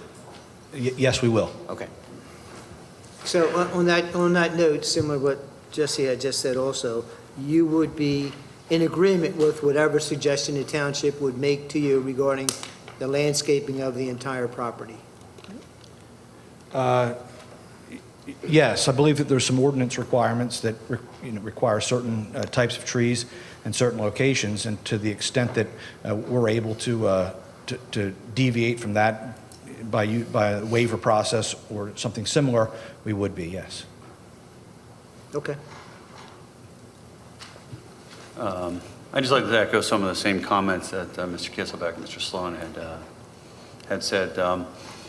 We're faced with a difficult decision on whether we look at redeveloping this property or leaving the two GC properties as is and not knowing what that future holds for that particular property. I see it as an option here to clean that corner up. We are reducing the number of drives on Street Road from 2 to 1. It is effectively controlling the traffic, and I do like the fact that you moved that back driveway and provided more buffer. The other point I wanted to also make is, even though we're rezoning the back of this piece of this property here, a very small portion of the building actually lies on that piece of property. It's really just the drive and that significant buffer that you're providing. I do have one question. I don't know who may want to answer this, but you mentioned it being desirable for Bensalem, and I guess my question is, and I know that a point already came up about 3 banks being across the street. What makes you believe that this could very well be a viable business based on the fact that now we have 4 banks sitting right here at this corner? Well, I'll start to answer that. I don't think Republic Bank would have been in this for as long as they have if they didn't feel that there was a market here and a reason for them to be here. As you well know, there's a significant investment in going through this process and maintaining a bank. And having gone through this process a year ago and coming back, I think they have a pretty strong feeling this is a site that is very viable. So the bank uses demographic data to determine where they believe there's a necessity for their existing customers or the likelihood of new customers. And as we've heard, there is a considerable bit of traffic on this roadway already, and the bank believes that even with the other 2 banks on the same corner, that there is sufficient existing and sufficient new customers to make the bank more than viable. And it's safe to say that because you already submitted the plans that you won't be walking away from this particular plan or project if we decide to rezone this property? Now, as you know, we've been at it for closing in on 2 years. And even before tonight, we've gone the step of fully engineering the site to submit the land development plans. The bank is, provided you do grant the rezoning, the bank is here to stay. Thank you. Thank you. Yeah, I just had a quick comment. I think you did a nice job with moving up the entrance on Mechanicsville. It gives an 85-foot buffer to the residents. And I would be concerned leaving it just as is because, one, the corner property that's zoned commercial is not really a desirable residential property to live because of the corner. And, you know, someone could put it, nothing against tattoos, but someone could put a tattoo shop in there. I didn't want to mention that. Was an example that ran through my mind. Yeah. The dentist office, unfortunately, I'm a member of Rotary, and I know that the original dentist there unfortunately passed away. And the fact that they're selling the building would tell me that they want to sell, you know. So if they want to sell, they could just sell with the corner, and anything could go in the corner, and then we'd be looking at a cigarette place or whatever went in there that if they had enough parking, we wouldn't really be able to control completely. So I think you've done a pretty good job of making it the best it can there. Thank you.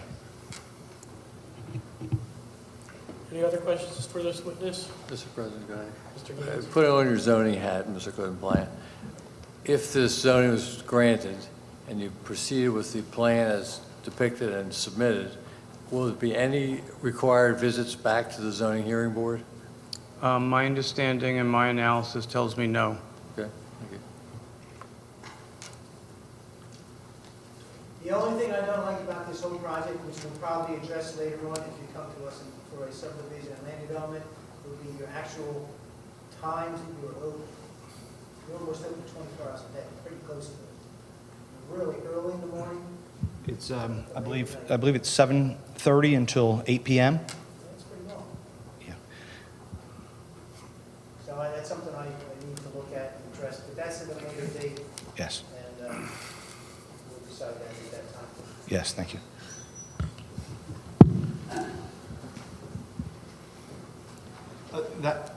If there's no further questions, Mr. Goodplan, that can, Move on with your presentation. yes, that concludes our presentation.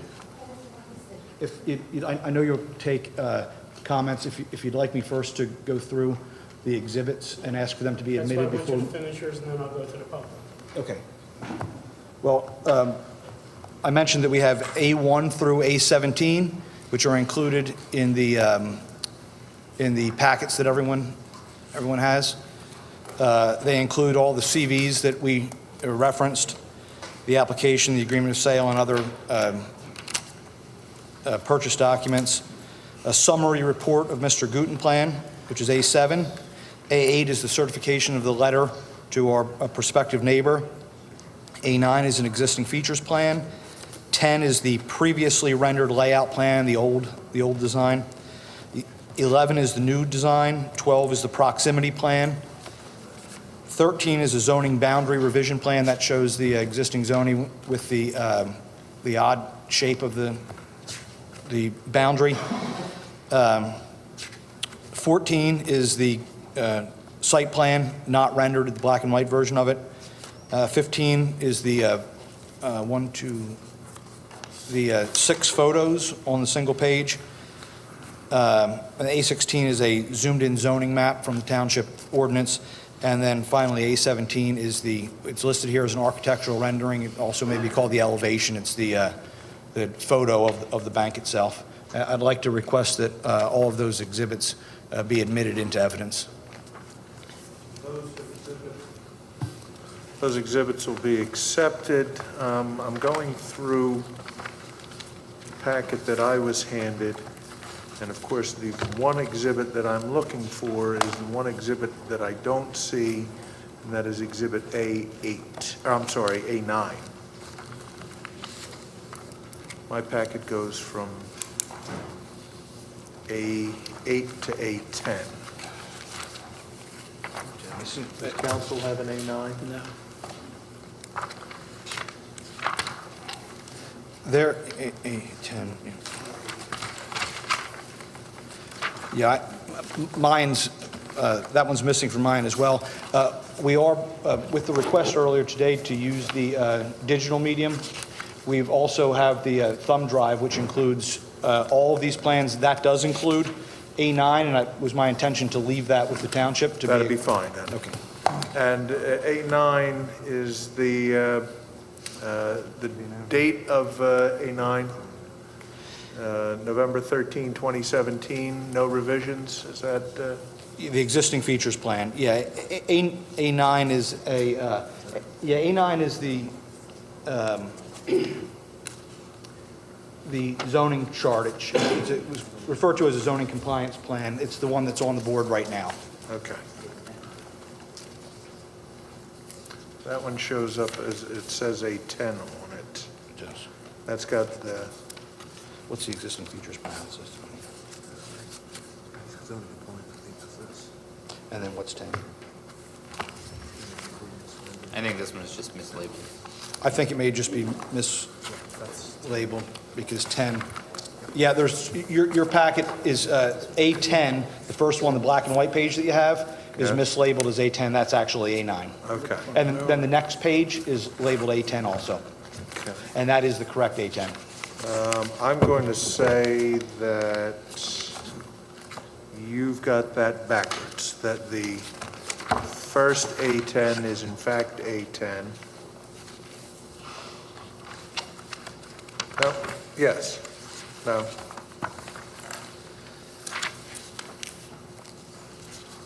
Just make sure that, The second A10 is the previously rendered layout plan, okay. and A9, the existing features plan, is marked as the first A10. Great. So we do have all of the exhibits. Both in the packet and in the, on the thumb drive. In addition to those exhibits, we'll mark as T1 will be the proof of advertisement of the hearing in the Bucks County Courier-Times, which is on file with the township. Exhibit T2 will be the proof of posting that I referenced at the outset of the hearing. And T3 will be the memorandum from the township engineer dated November 28, 2017, which is a part of the council packet for this evening's hearing. Good. And then you did not label your notices, so we'll make A18 collectively the certification of notice to the adjacent property owners dated March 26, 2018.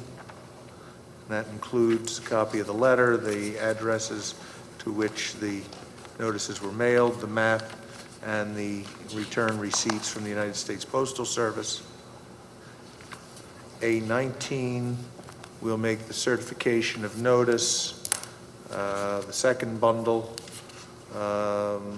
with the letters, addresses, proofs of mailing, return receipts from the United States Postal Service, and that certification of notice is dated July 9, 2018. Mr. Pizer, do Yes, we sir. need, I have a question. Do we need to have in those exhibits also the petition for the change of zoning as well as the Exhibit A that's in the packet? Or did you include that in the one part you just said?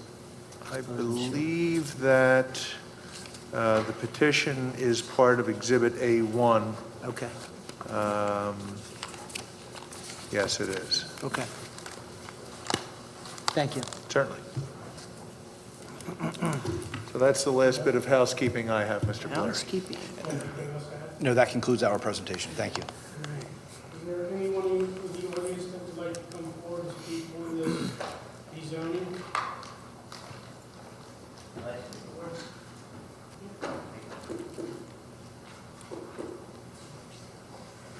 So, Mr. Kissel, I'm sorry, Frank Schilling, 6202 Humeville Road. So Ed Kisselback, you mentioned you're in favor of this. I'm assuming you guys have a packet saying the measurements, the setbacks, the water retaining, and all that stuff? I mean, Well, I'm in is this favor- going further, or is this just something? This is just for the zoning, rezoning of the one property. That's the only thing this is for tonight. Okay. So all that will be addressed later on? Exactly. Yes. Okay. All right, well then, I'll just sit and wait. I appreciate it. Are Thank we you. putting these streets together to make one? It has eventually, right? So that's part of the, part of the zone. Well, currently, 2 of the properties are already zoned GC. We're rezoning the third, so the property that will then come in front of you as part of the subdivision and land development application that was filed on Friday will be for all 3 properties. If rezoning is granted tonight, then all 3 properties will be zoned GC at that time. Combine them into one? Consolidating is. That would be something that you typically, as a board in the past, have required as part of a land development approval, would be that all 3 lots would be consolidated into a single lot, and that a deed of consolidation would be filed or prior to or at the time that the record plan is recorded. I think what I'm doing, I'm just going to mention some of my concerns, and you guys, you know how I feel about these already. I just know that he might have mentioned 75-foot setbacks for the residents, right? So we have a back corner, is that still 75, based on the way that lot's laid out and where their building is? Are you able to bring up another picture of? I'm sorry, okay, yes. All right, so just making sure that we have even setbacks, 75 from the property on back, and then frontages, as we all know, we have frontages of 2 streets there, that you're going to need setbacks, and then percentage of greenery versus retaining bases and water. Can our property take it? Can the sewer lines handle it? You know, all them concerns. Biggest concern we know is Street Road having the problems that we already have. I get what they're saying as a business, they want to put it in. They have one in the Parkway. It looks like it's pretty dead, to be honest with you, but if they feel they're going to do business, that's what they're all about. But, and then coming off a street road, I don't see that being able to turn into the street road into that entrance, and is them entrance wide enough to be entered in and out, and then the trees obviously set back far enough with the property that they're allowing for greenery to see beyond, to see the streets. And then going left onto Mechanicsville, crossing the Bensalem meets, I'm assuming, right? We have yellow dashed lines, but we don't have turning lanes. So it's not that far from Street Road to that entrance of that property that we're going to need some type of a turning lane, I would think, because, I mean, the Bensalem meets, they don't really use that back entry that they're adjacent from. It's more the front turning in. So there's just a few of the concerns that I have, and I mean, you guys address them when time need, I guess, right? So, thank you. Okay, Mark Cohen, 637 Yale Court. Mark Cohen, C-O-H-E-N, 637 Yale Court. Dr. Gordon was a great member of Rotary and a great member of our town, and he passed away last year. So I know his wife, Trish, has been trying to keep up the practice, but it's been a little difficult, so something has to be done. And looking at the specs and everything, it'll really make that corner look really good. You know, it's a bit of an eyesore, and I think it'll sum it up. And as a member of the school board, we welcome some more taxes. So we think it would be a nice win, and we appreciate everything. Thank you.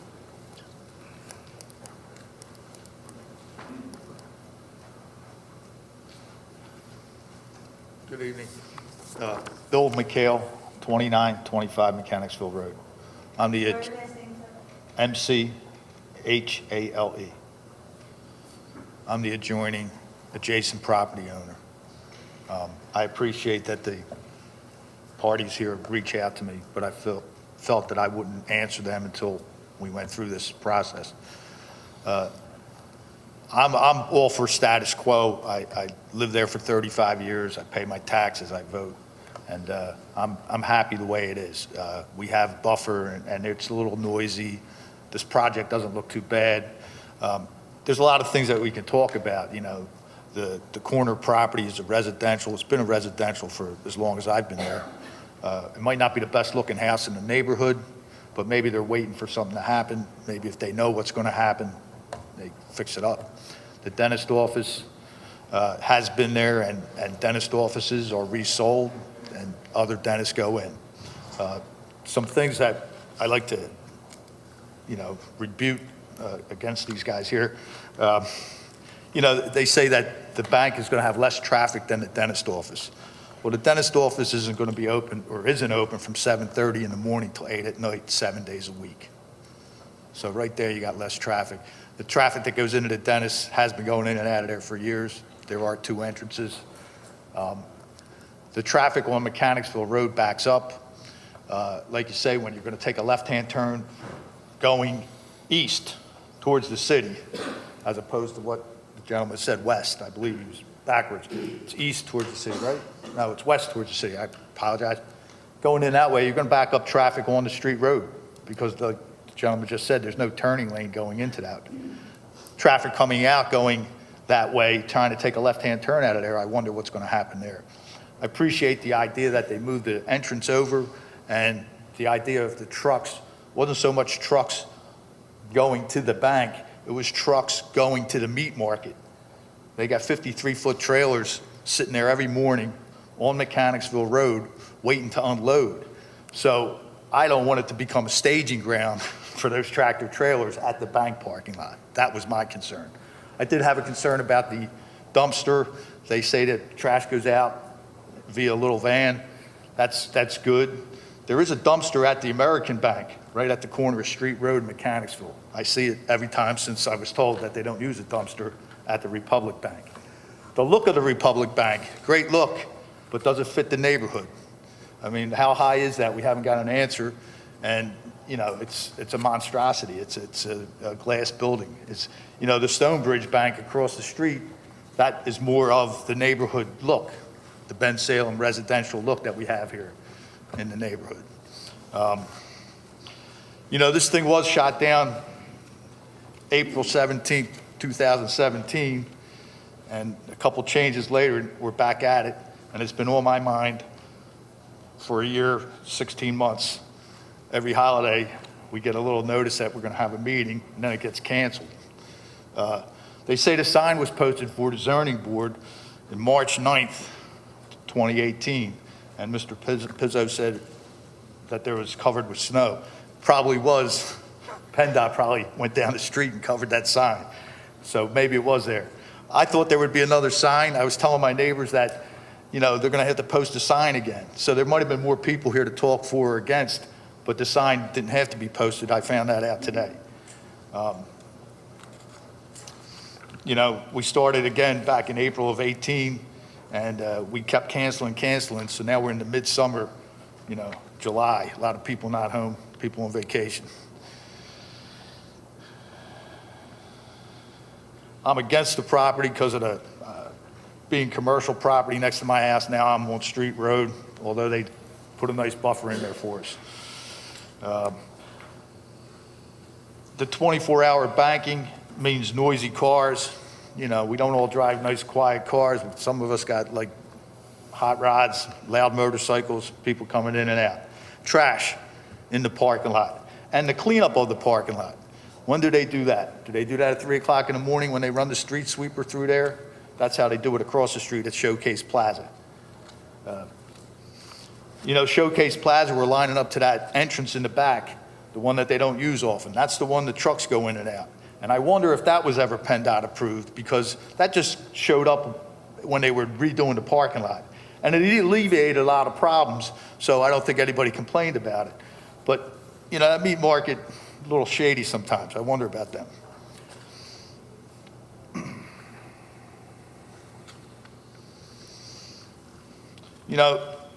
As we were talking before, there's other properties in the neighborhood very close to this property. And why is that property so desirable for this Republic Bank? Because they want to be across the street from TD? They got a little squabble going there or something? Are they upset? And then what's going to happen to the TD Bank when Republic puts them out of business? And these are questions too, like Mr. Kisselback says, what could go in there? Well, whatever had to go into the next to the property would have to go before the board, before the zoning board, et cetera, et cetera. So you guys have a shot at, deciding what goes into the corner property.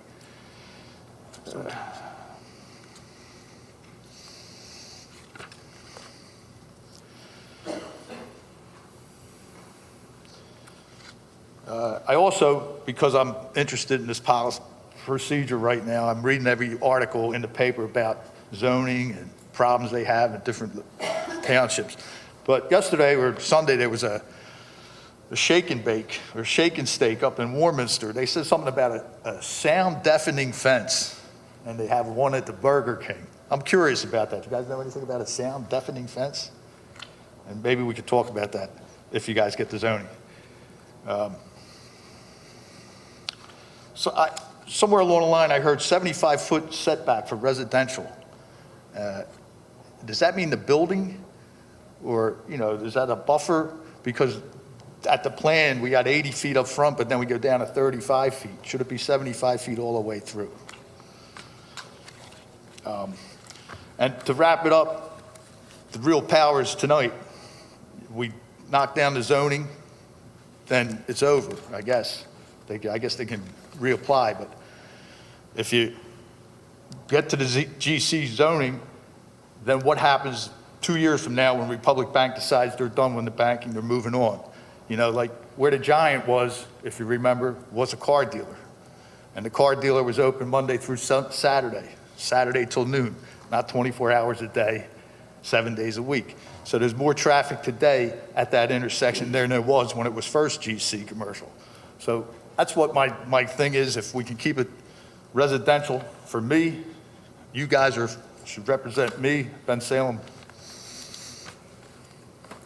And thank you for your time. Thank you, sir. Do you have anyone else that wants to comment? Hello. Beatrice Salamanca from 2909 Mechanicsville Road, Salamanca, S-A-L-A-M-A-N. S-A-L-A-M-A-N-C-A, Salamanca. I would like to keep this residential. This is a nightmare. Mechanicsville Road is a nightmare. We've been there since 1996. I'm in and out all day long, and you guys know me. I am an instructor, a fitness instructor, and I'm in and out of my house all the time. It already backs up all the way down to Dunks Ferry. Doing this bank there is going to be a total nightmare. It already is, and like we've said, it's a very dangerous intersection. Not only for cars, for us that live on that road, it's extremely dangerous coming out of our driveways. For people that walk, the kids that walk, coming off the buses, it's extremely dangerous. There's a lot of pedestrians on the road. Bill was talking about the trucks, and my concern is if you guys approve this, when will construction start? And what kind of vehicles and trucks and all of that, how is it going to go in there into construction? When will they be doing this? And that is going to be an extremely dangerous situation also. So please keep it residential. We need it residential. We need that. We really do. Also, getting that into that traffic jam that already exists, people are going to be cutting down through Castle Drive, and that's going to be another nightmare. That's residential. So people are going to try to cut through that to go back onto Mechanicsville Road. And that's going to be another danger. Again, we're talking about school buses that go through there and drop off all the kids. That is dangerous already. So making this even more so, I just don't see it. And like Bill said, this is a very tall building. It doesn't go with the residential area of Bensalem. So I appreciate it if you guys keep it residential. Thank you.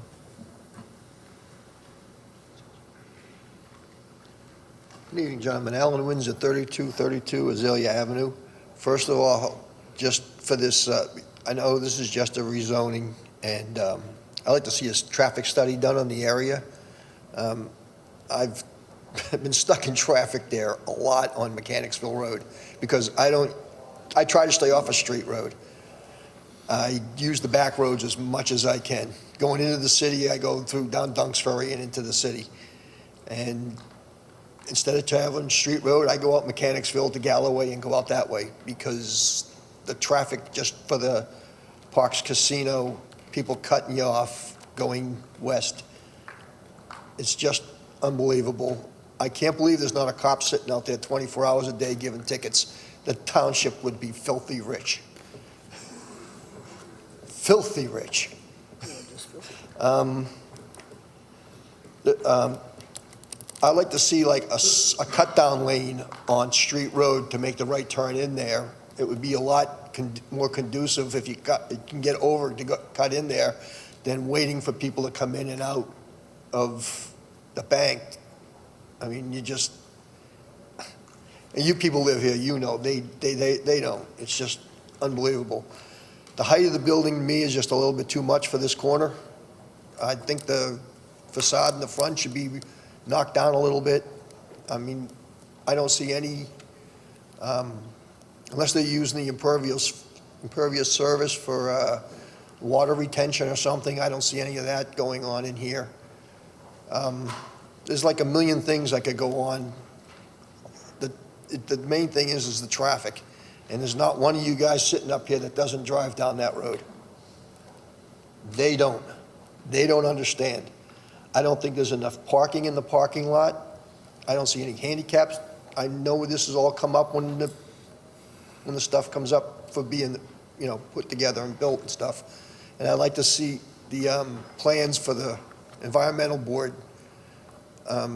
It looks like they're trying to rush this through. I know it's taken 2 years. But right now, they want it done today. They want it done today. I say we slow down and take a better look. Rezoning this doesn't seem right to me. It's there because our founding fathers did it for a reason. This is the day.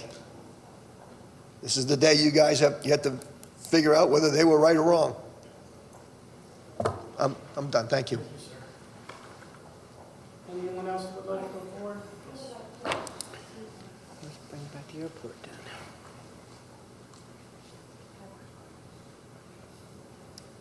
Yes, Dory, D-O-R-I, Brennenborg, B-R-E-N-E-N-B-O-R-G, 108 Turtle Court, Bensalem. I was here a couple years ago because I live in a development called Woodhaven Hills, which most of you are familiar with. I was on the board there, within the community, became very active in the fact that they wanted to put in a general large store. We were totally opposed to that, and we fought it tooth and nail. And the township did all the right things, and we did all the right things. You know, we did the feasibility study, we did everything, we explained the congestion. Leaving my development, getting on to Bristol Pike, however, I know it's not Newville Road, but please don't even think about eliminating the word traffic. Because when we leave our development, it is a contact sport. There is, again, this is not a reflection, there is no McDonald's next to you, but there is McDonald's next to our exit. People leaving that McDonald's can only make a right. Well, that makes it impossible for us to make a left. There's a center lane for traffic as you pull out. That's impossible. We're an eighth of a mile from 95. Our only saving grace is when the schools are in session because St. Charles is not far down the road. And then we have a little break because then the traffic is going, hopefully, 15 miles an hour. That gives us an opportunity to sneak on out there. We have numerous accidents. If we don't see them, we hear them because we're just a mile and a half away from the hospital, which is a good thing at my age. But please, please, please, don't discount the traffic situation unless you've experienced it. Thanks. Thank you. Anyone else want to come forward to speak? Seeing no one come forward, public comment is closed. Any other questions from the board? Actually, I apologize. The property owner Mrs. Gordon mentioned to me prior to the hearing that she had a letter that she wanted to present. I don't know if she intended to speak in addition to that. Did you present that as part of your? No, I think that she intended to do it during the public comment. That's why I jumped up, because I heard you close it, and she, I don't think, raised her hand before speaking. You could bring it forward.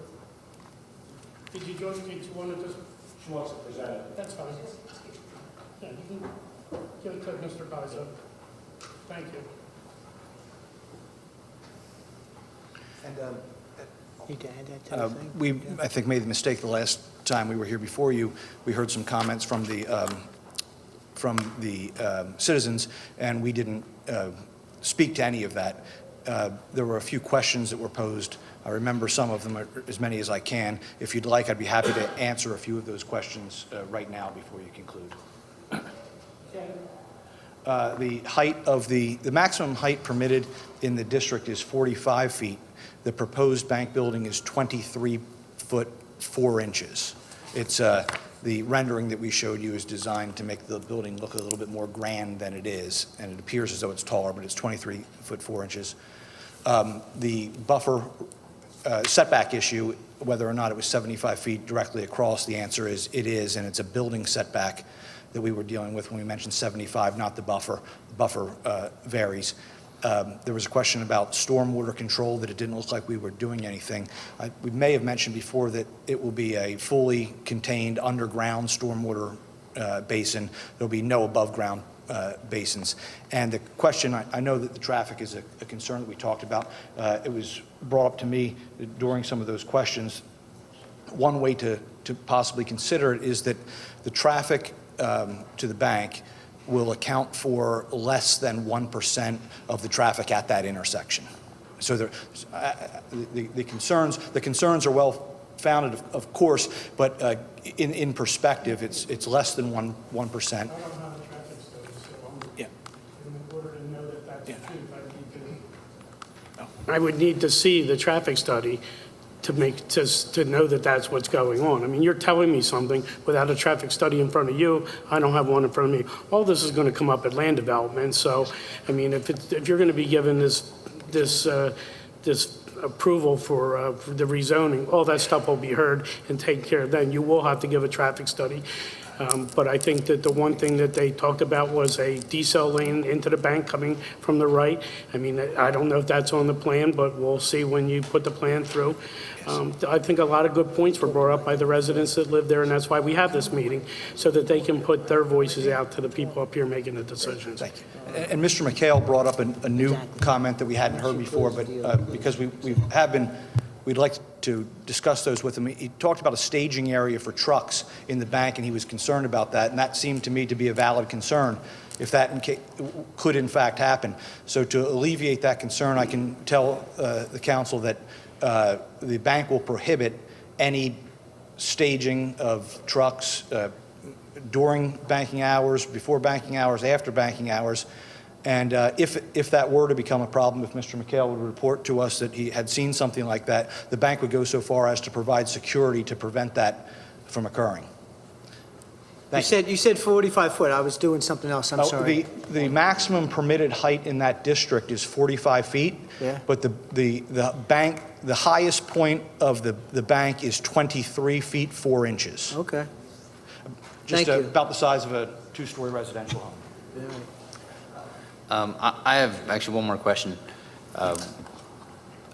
If this does go forward and the bank gets built, how many employees will it have? How many jobs does it bring into the township?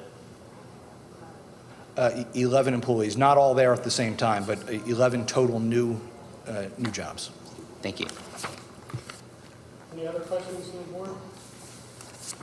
There's no other questions. Joe, is everything in order? Everything is in order. Since we are going to make the letter from Ms. Gordon dated July 9, 2018, a part of the record, we'll label that as Exhibit A20, and the record should reflect that that is a letter in support of the proposed rezone application. And just one other bit of business, Mr. Polari, it was There was a comment during the public that perhaps I was unclear when I spoke of the proof of posting. I mentioned that there was snow on the ground in the photograph, but the sign itself was not covered with snow. One of the residents suggested that he thought I said that the sign was blocked or covered with snow, that a plow or something. No, the sign is completely visible, so the record should reflect that, and anyone who wants to see that exhibit is certainly welcome to do so. And if I understood him perfectly, he said that he couldn't see the sign, and he thought we said the same thing, so. Okay, if there's no other questions from the board, Joe, everything's in order, the motion is in order. Yes, sir. I'll put a motion on the floor, Mr. President, and I'm going to parenthetically say that, of course, there's a lot of emotions that were expressed this evening, and all rightfully so, put before us. That will certainly be considered in any decision we make, not only tonight, but in the land and subdivision part of this process. Everything and the suggestions that were made by the neighbors are certainly valid. And so with that, the applicant that came before us also had a number of positions that were also valid and true. And so I want to ask that we approve the rezoning of the Republic First Bank, 2941 Mechanicsville Road, tax map parcel 02-37-29, based on the information that was brought forward this evening as confirmed by our solicitor. And I would put that in the form of a motion that we approve the rezoning this evening. Do we have a second on the motion? I'll second. Any question on the motion? All in favor? Aye. Opposed? Aye. Abstentions? Passes 4-0-1. 410. 4-1-0, I'm sorry. Thank you very much. Mr. Polaire, before you move on to the next item on the agenda, the court reporter has asked me if... Take a 5-minute recess. Thank you. Court report. You have to change your paper? We call this meeting back to order.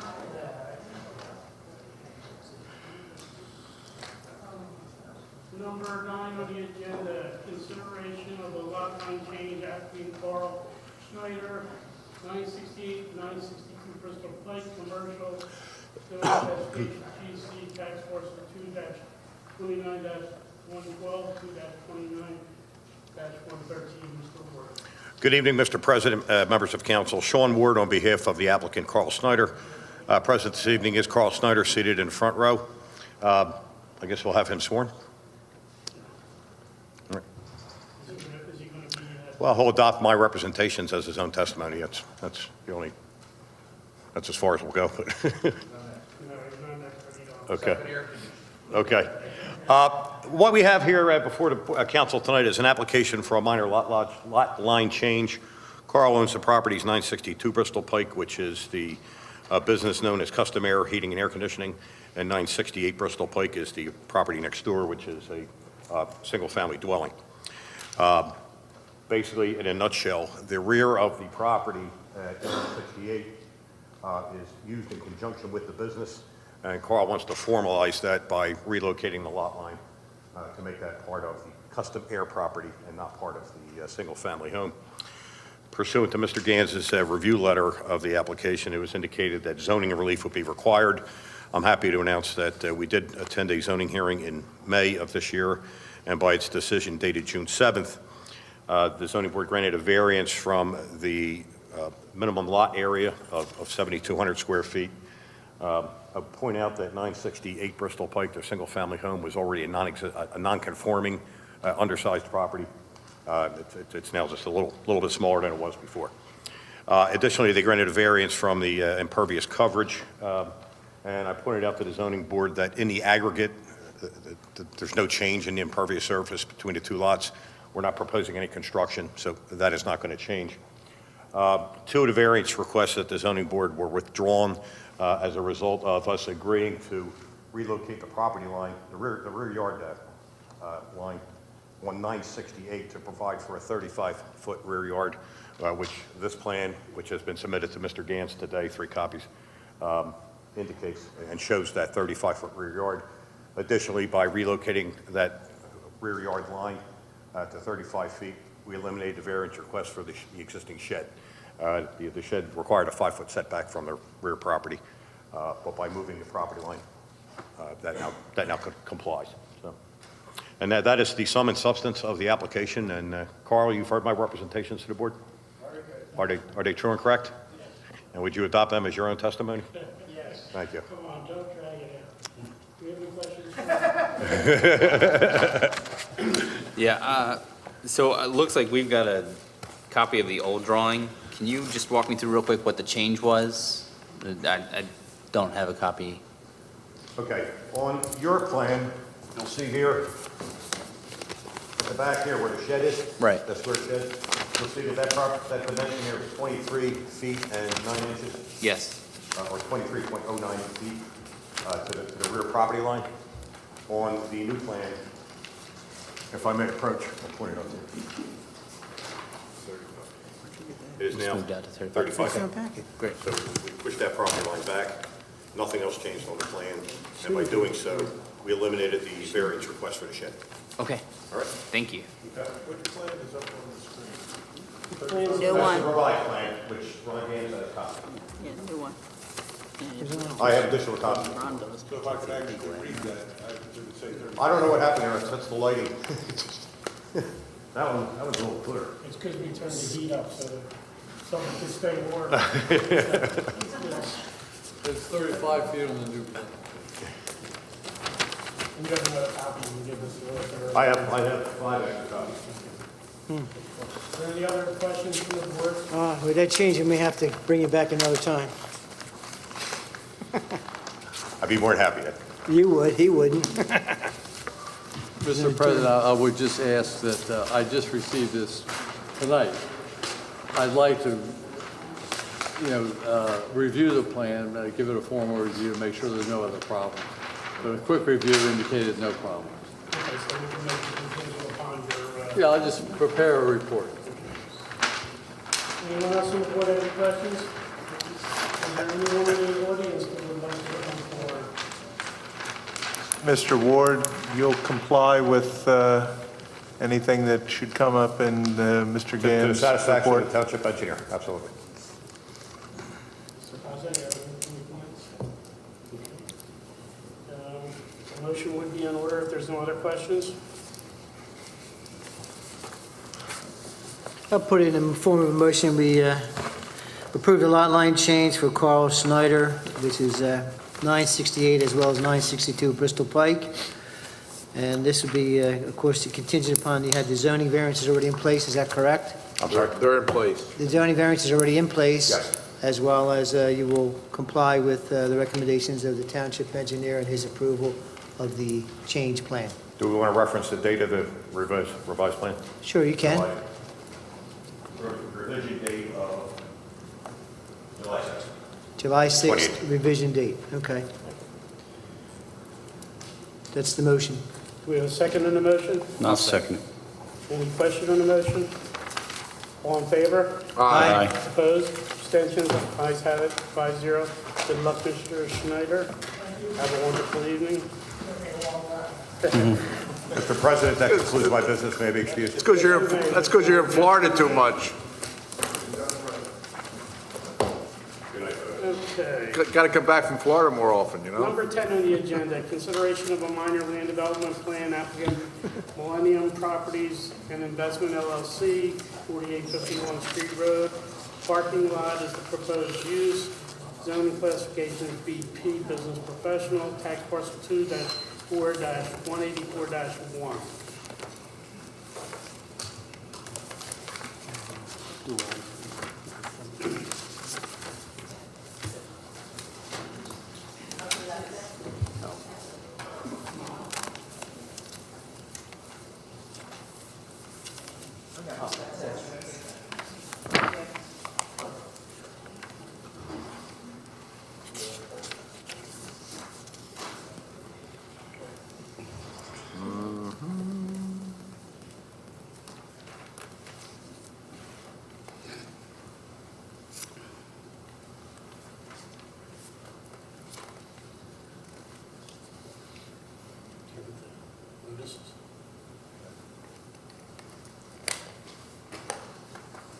Good evening, Mr. President, member of the board.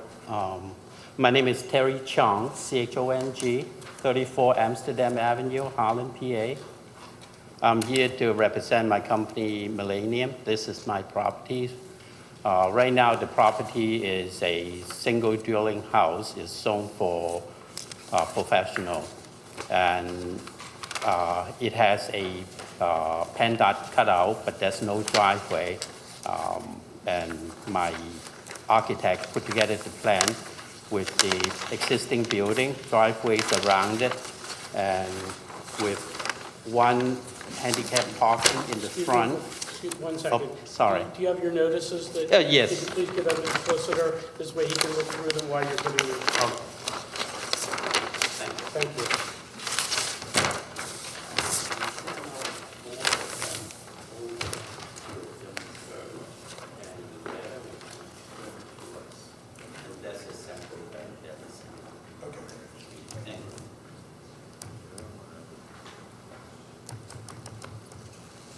So back to the architectural drawing.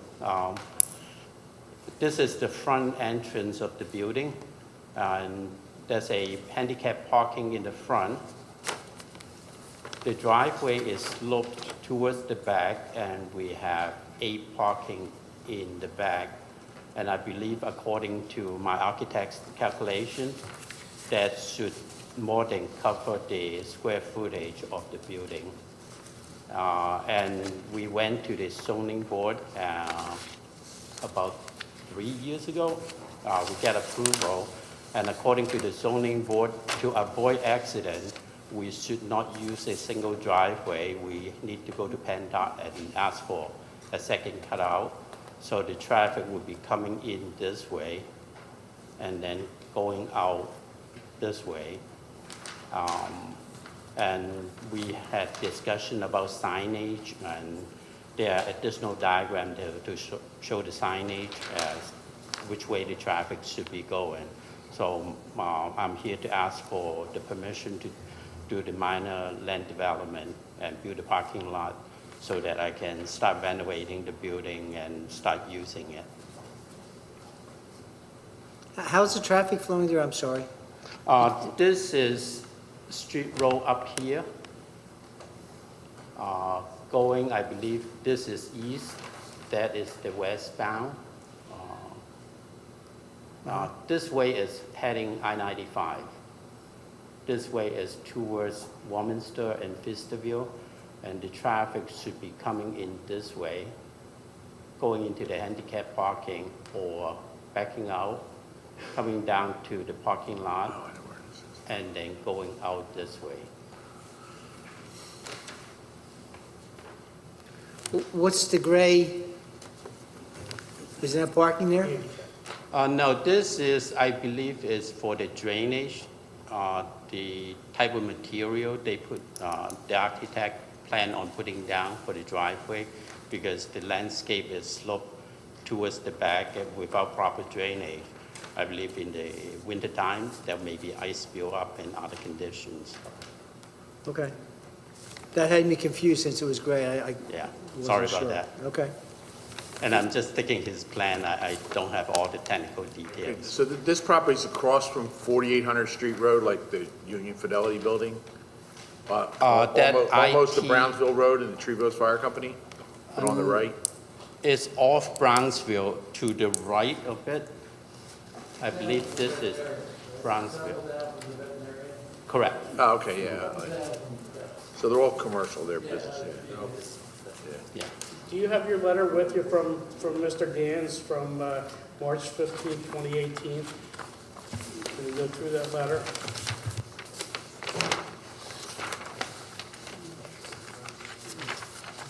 Can I ask one question? I'm assuming that you're an investment guy, is that what you do?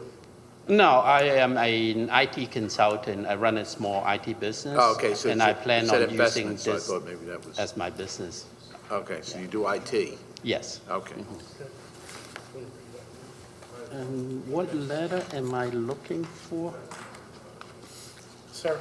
Yes. Mr. Pizzo has some questions on the notices, so if we can get that squared away first. Were you given a list of properties that you were supposed to send the letter to by the township? Yes, there were 4 addresses. Let me see. Do you have that list? Because it looks to me as though there should be more than 4, but... Ron, it's what, 400 feet?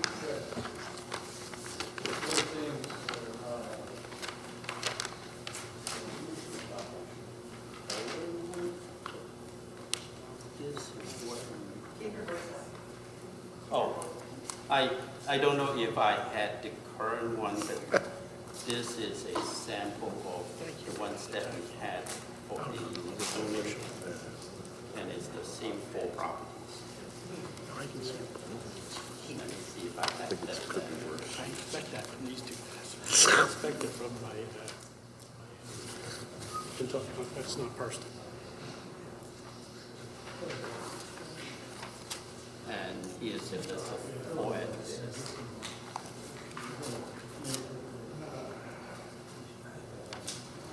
Okay. And this is from the old Right. application. It's just an old file I'm keeping. Okay.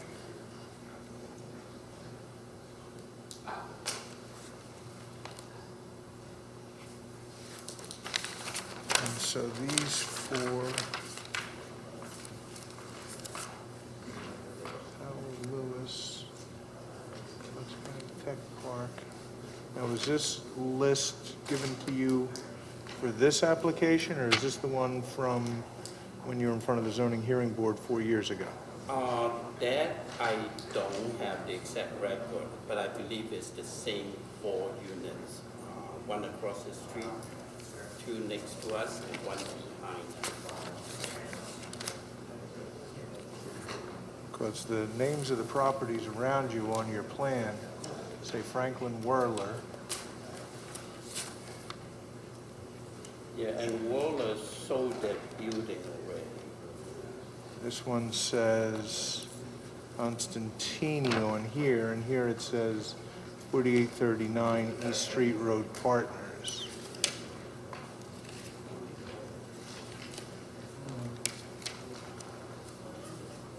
You didn't get a current list from the township when you... We did receive a current list when we sent out the letter, but I don't know if I have the letter.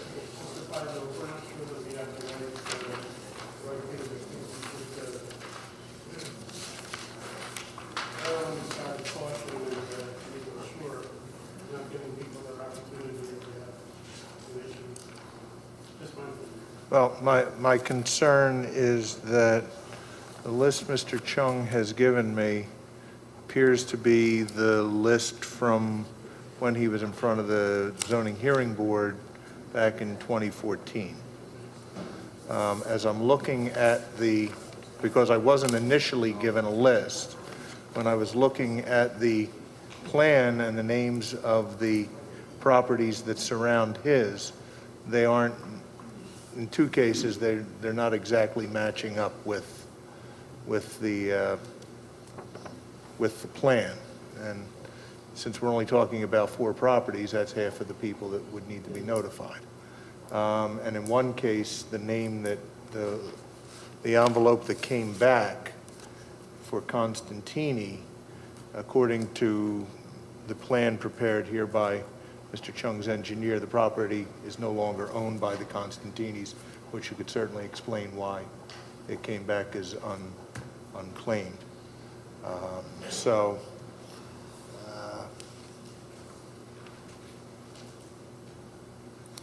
mean, it's certainly unfortunate, Mr. Chung, having sat here through a particularly lengthy meeting, but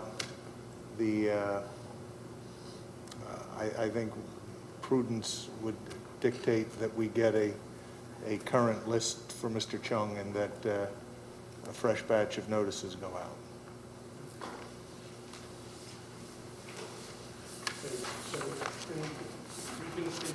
we're going to have to send it to the people that are there. If we make a decision and the people aren't given their opportunity.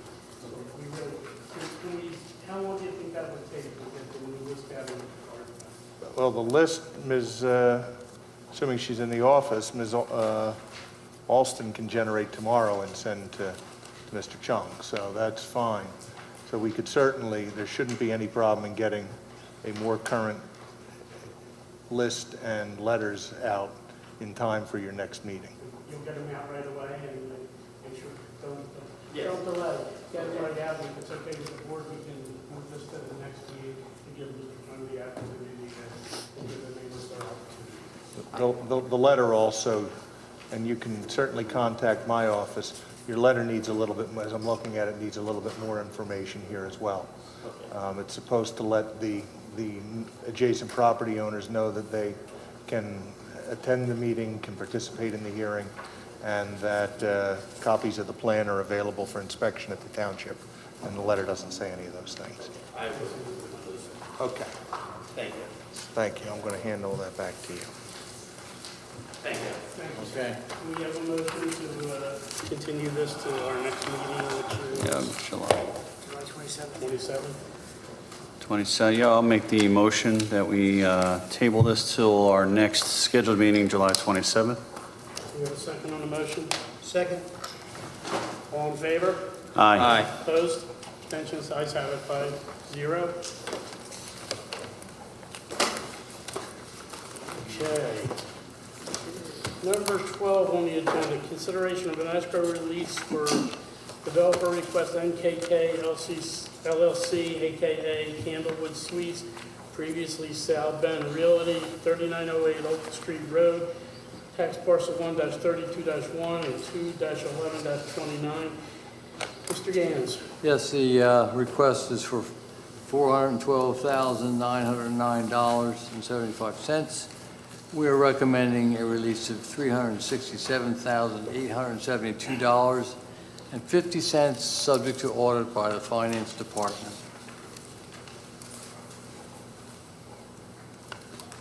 Okay. We have a motion. I have a quick question. What are the outstanding items that? We normally attach a listing. We've had some disagreements with the developer on this particular project, so we have released only what we are confident has been installed, and we will, next release, we will give you a breakdown of all the items. Okay, thank you. Any other questions for Mr. Gans? Motion will be in order. I'll make a motion that we do the escrow release for NKK Candlewood Suites, 3908 Oak Street Road, in the amount of $367,872.50 as audited by the finance. Do we have a second to the motion? I'll second it. Any questions on the motion? All in favor? Aye. Aye. Opposed? Abstentions? Ayes have it, 5-0. Number 12A, pre-approval and signing of the record plans for all the incorporated minor land development plan, 1445 Street Road, tax parcel 02-071-242-003. Mr. Yance. Yes, these plans are similar to the plans approved by council in March. It says Mach 26, but that's March this year, with the exception that the proposed addition has been corrected to 773 square feet, and a square loading dock storm inlet has been changed to a 2-foot by 4-foot inlet. We're recommending that council reapprove the plans because the 90-day recording period has elapsed. Thank you, Mr. Gans. Do we have a motion? Any questions from Mr. Gans, or can we get a motion to approve? I'll make a motion that we approve the Allen minor and subdivision development plan, 1445 Street Road, tax parcel 02-071-242, that's 003 that presented. Do we have a second to the motion? I'll second it. Any question on the motion? All in favor? Aye. Opposed? Abstentions? Ayes have it, 5-0. Number 13, public comment. Is there anyone that would like to come forward with public comment? Good evening, all. My name is Linda Biddle Snyder, and I live at 1048 Orchid Avenue in the Andalusia section. And I've had an ongoing problem for 2.5 years. I'll make it real short. The gal that lived next door, her parents passed away, and she remained in the house. She passed away. Family members who are unknown to me, I don't know anything about these people, they moved in the day after her funeral. And it's been havoc in my neighborhood since. They have been building onto this house and making it like a fortress. And it looks like a junkyard. I'm not sure if they have a business or not there. There's trucks in and out, et cetera. So we've gone to we've spoken to Ken Robinson. We've spoken to Christine Savage. And this has been going on for 1.5 years now. And they said, that they're working on it. The last time it went into court was in November. And still, the all hour of the night construction, cars in and out, debris all over the place, continues, running dogs, children that are on the loose and playing in cars. They're not children anymore. I'm going to say like 8 and 15. They're not like tiny ones. And shouting profanities at my husband and us, like telling him, "You're dead, old man," because we asked them not to throw trash on our property. Like just petty crap that's been going on. So here's where we are. We were told to call the police. We call the police. They don't file reports or they don't show up at all because it's every night. The property was condemned a little over a year ago. There's no water, there is no electric. They're not supposed to be living there. They are. So we were instructed by Ken Robinson to call the police any night after 10:30, 11. I'm not, I'm older now, go to bed early, but I do stay up sometimes and call when it's loud, like the last 4 nights, sawing and hammering into 2, 3 o'clock in the morning. And I owned the property on both sides of their parcel. And so it gets a little crazy because they're kind of in between us. So we can't avoid them. We're a one-way street. I mean, we're a two-way street, but there's one way in to Orchid Avenue and only one way out. It's the last street on Kings against the I-95. The wall is right there. I believe Joe may know exactly what I'm talking about. Thank you. So we didn't know where to go next. We've been to we went to the gentleman, the fire commissioner, because they run a generator 24/7. They don't have a permit to do so because there's no electric. There's been no electric and no water for over a year. They burn. I feel bad for the people. They burn outside to cook and to stay warm. I think it seems like they might have put a stove of some sort in the house because this black smoke comes out. And I know from the previous owner, who we were friends, that they have an oil boil, the boiler for the oil. So there's been no oil delivery. I don't know where they're burning or how, but it's just been an ongoing mess, and we feel like we're helpless. We've gone to the police, we've gone to the fire department, we've gone to Ken and Christine Savage, and it's still the same. Mr. Paizo, if this property is condemned, don't we have the ability to get them out of the property? What, I'm sorry, what did you say the property address is? It's 1050 Orchid Avenue. I have their parcel numbers. I don't know if you needed that. I'm not familiar with the property, but that doesn't mean anything because I wouldn't be the person doing it on a daily basis. Ms. Snyder said that the township has taken them to court. Oh, yes. So the township, for the township to get to the point where they're being taken to court, If it was November, can we find out where this is? exactly. I'm texting Ms. Gallagher to see if perhaps she knows a little bit more than I do. And do a little homework on But we'll definitely, yeah. And there's just 2 little small things. As Kings Avenue comes down to an end, and then Orchid comes this way, I went over to the department behind here where they take care of potholes and things. Our street is sunken, and so the drain is sunken. So when people are coming out of Orchid and they have to take a sharp curve onto Kings, there's been so many near accidents because the people coming down Kings to turn onto Orchid have to come into the wrong lane because the street's sunken. So I've reported it a couple times, and they were so kind, they came out and evaluated, they put a barrel there, and the lovely neighbor at 1050 ran it over.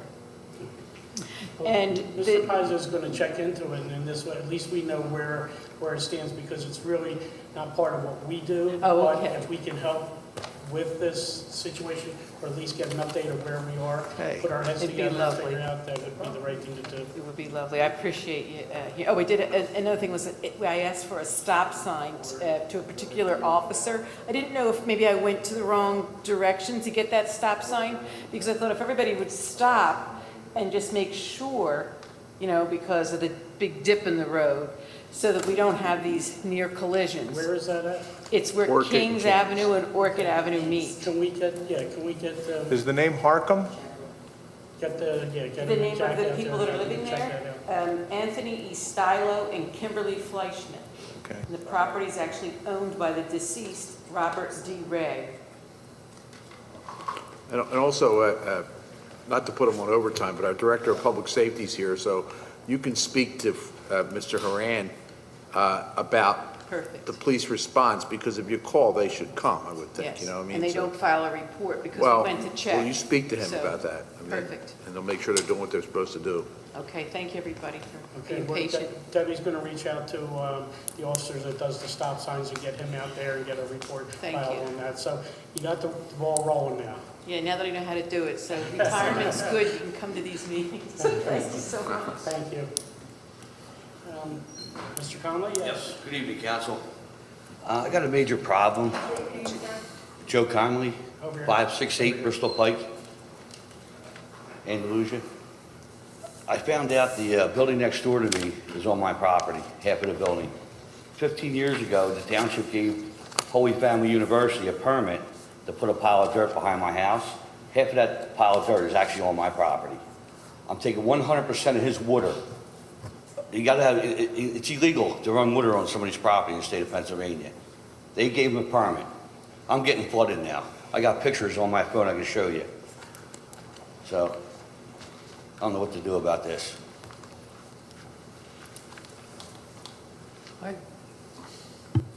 I believe the adjacent property owner has been taken to court on this. Now, as far as the building being... By March 1st, Mr. Gans, he was supposed to have all this done by March 1st. Right. And I believe they took him to court on a few of these things. But one of the fact that the building appears to be on your property is between you and him. That has to be taken care of by a surveyor. Okay. To do a definite... Right, I got that done. Do a survey, and then if he's on your property, I guess, Mr. Pies, Well, have to take him to court. the dirt pile, the township gave him a permit to put that dirt pile there. Don't you think they should have checked it before they put the dirt pile on my property, and it's like about 50 feet high, and I'm taking all his water? Listen, I've asked for that dirt pile to be removed. 'cause It's not right. he has no- It's illegal. He has no use for it there. He's not You going to can't use it. change grades where water runs on someone else's property. I got pictures on my phone that you wouldn't believe, the water that's coming through my property. I'll contact the building and planning tomorrow and see where they are on these issues. Yeah, I'd like to know where we are with the issue on the lawsuit too, or what happened with the court hearing. Thank you. I'm doing good. We'll get council a status report. I know that the Building and Planning Department has been actively working on both properties for some time now. I know that the County Conservation District has been involved in regard to the dirt pile, and that is their jurisdiction, not the township's. And as Mr. Gans said, in response to the issue regarding construction over the property line, that is something that, again, we've said, get a survey done, and if he's got a building on your property, the township can't make him remove it. That's a matter between private property owners. How about the dirt? Again, my understanding is, and I'll follow up, but my understanding is that several months ago, the County Conservation District was called in to deal with the matter of the dirt. I called them. Yes, and that they came out They and... came after me. I can't speak for what the Conservation District did or didn't do. I told them to give me a big fine but they did do something. So it's not that nothing's being done. Things are being done, things have been done. Building and planning, I know, has been down to the property quite a bit over the last several months to deal with the complaints that we're receiving regarding both properties. So I'll ask that you can get an update for your next meeting, but the suggestion that the township is doing nothing is not correct. Well, it's been since March, you were supposed to have this done, and nothing's been done. I took care of all my issues. Now, I was wondering, did Stevie Wonder lay out his parking lot, the design, the drive-through? Joe, we're not going to get into Oh, you should see it though, Joe. It's unbelievable. You should see it down there. It's an insult. The trash and everything I deal It's an with. insult to bring out Stevie Wonder. There's no need for that, Joe. Nah. I understand you're frustrated. I understand that there's things. If things were done illegally, then they have to be fixed. If they were done by the ordinance and they were done correctly, then they're done correctly. As far as the buildings go, if they're on your property, Joe, it's going to be a court you case. can give it to me. It's going to be a court case. And You're like, gonna have and a like, civil lawsuit. and like everything else, Mr. Polari, there is a process. And when the township issues a citation, if the citation is taken to Judge Gallagher's court, then a hearing date is set, and things, They got me for trash on my property. things I clean are trash up every determined day. at Judge Gallagher's, and timelines are set. Oftentimes, those are extended if need be, because in all cases, the township administration is looking for compliance. We're not looking for fines. Fines are the last thing we want to do. Expending township resources to go in and clean up problems that private property owners are capable of taking care of themselves. It needs to get to that extreme, but again, we also have to work within the confines of the legal system. But the It's township private, finding it's, him for trash coming off the other guy's property, then it's our job to cite the guy's property is coming off of, not the guy's property it's going on. And this has been going on for a long time. I think we need to get to the bottom of it, and I want some resolution from it. I want answers to everything so that we know where we are and they can go from there. I've been asking about this for how many months now? How many months have I been asking about this? and the last time Mr. Connolly was here, it resulted in the township going down and doing all of the things I've told you that have been done. Mr. Gans should know better than I as to the amount of activity, particularly Quentin from his office is involved in quite a bit that's going on down there. So I'm speaking from not much more knowledge than all of you, but I do know that since the last time Mr. Connolly was here, the township has been out to both properties and has inspected the properties, has issued the appropriate notices, be they zoning, be they county conservation district, be they common pleas court, be they DJ court, whatever it is, the township has done it. Mr. Pizzo, he failed his inspection. How does he open with a failed inspection? Again, I'm not the director of building and planning. I'm not in there every day. I can't Right. tell you. Well, But if the township issued him a use and occupancy permit, Right. then I've got to assume that he passed an inspection. It says it right, he didn't do his trash dumps right enclosed. He didn't do the dirt pile. It's all there on the list. So this is dated December 19 of 2017. Right, and he had till March 1st to have all that done. Again, He has done nothing. I can't speak to what the department has or hasn't done in terms of the issuance of the permits. If a permit was issued in error, it will be revoked. But it's a far cry from saying the township is doing nothing. The township is down there. Okay, you'll look into it, right? Can we get some answers for the next meeting from you? I will personally go down to building and planning this week and get a handle on what's going on. So I'll know personally at the next meeting exactly what's happened on that property in the last 6 months, on both properties. I'd appreciate that. Because I can even show you water in my basement and flowing through. I'm getting 100% of his water, which is illegal in the state of Pennsylvania, to run water on somebody's property. And he's running a business right now. Thank you, Council, I appreciate it. Thank you. Take it easy. Is there anyone else that would like to come forward?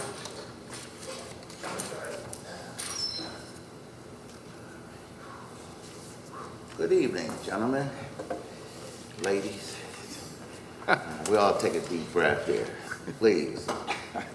I'm sorry, state my name, Tony Stallworth, and address 2452 Lincoln Avenue. Okay? official now, all logged in. I wanted to come to the council meeting. I was just a little bit tired tonight because of all the exchanging with the developers coming in. But I just wanted to say that I'm proud to live in this township. I'm very proud. I'm real proud of the council people that we have on board here. And for the new ones here, I want to see you guys try to work with everybody a little bit better, obviously with the older ones too. Because for the last couple meetings, I've been noticing some dissension and, one words, just a lot of exchanges, not, stuff not really getting really done. But I want to also mention my buddy Fred over here. Everybody's been getting on him of late, and newspapers and everything. I just want to say about old Fred. I worked with Fred when he was a patrolman. He's back there laughing. Okay, remember that, Fred? Yep. The community policing, the summer basketball, and everything. Even now, he's the public safety director. I remember when he took over from Steve Moran. Is that correct? Okay. And I like him.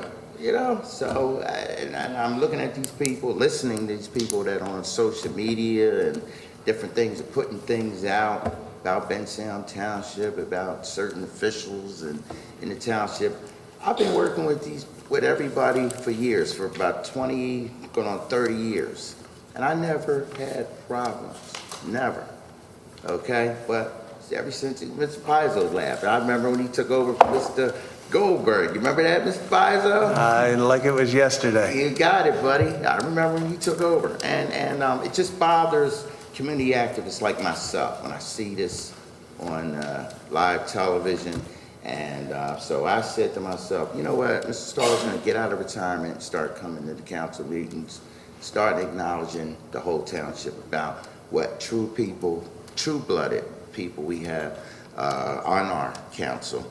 And things that are getting done. Look around this township. Just look at the infrastructure. I mean, my God, a lot of other townships, cities would love to have what we have here.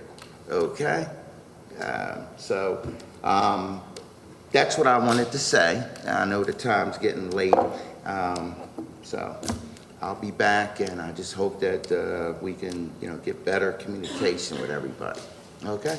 That's all I got to say. Nice to see you back. Oh, no problem. I got my cane with the horns. All right, I'll see you. Do we have any other public comment? Seeing no one come forward, public comment is now closed. Other business from other personnel. Mr. Gans. Mr. Pizzo. It's good to see Mr. Stallworth looking so well, and happy to see him coming out of retirement. That's all I have. Thank you. Thank you. Mr. Sloan? Mr. Pizzo, do you have an update on the proposed ordinance change for the residency requirements? Next meeting. Next meeting? Yes, it continues to be a work in progress, but I think the efforts are well worth it. I sent a revised version to Mr. Polari. He got back to me asking to see some samples of some language that we might include regarding distances from the township within which. So we're cobbling together those informations from some of the collective bargaining agreements that we have, and we'll incorporate that into a couple of samples that we should have for you for the next meeting. And then I'll be sending out to each councilman beforehand, so y'all have time to review. Thank you.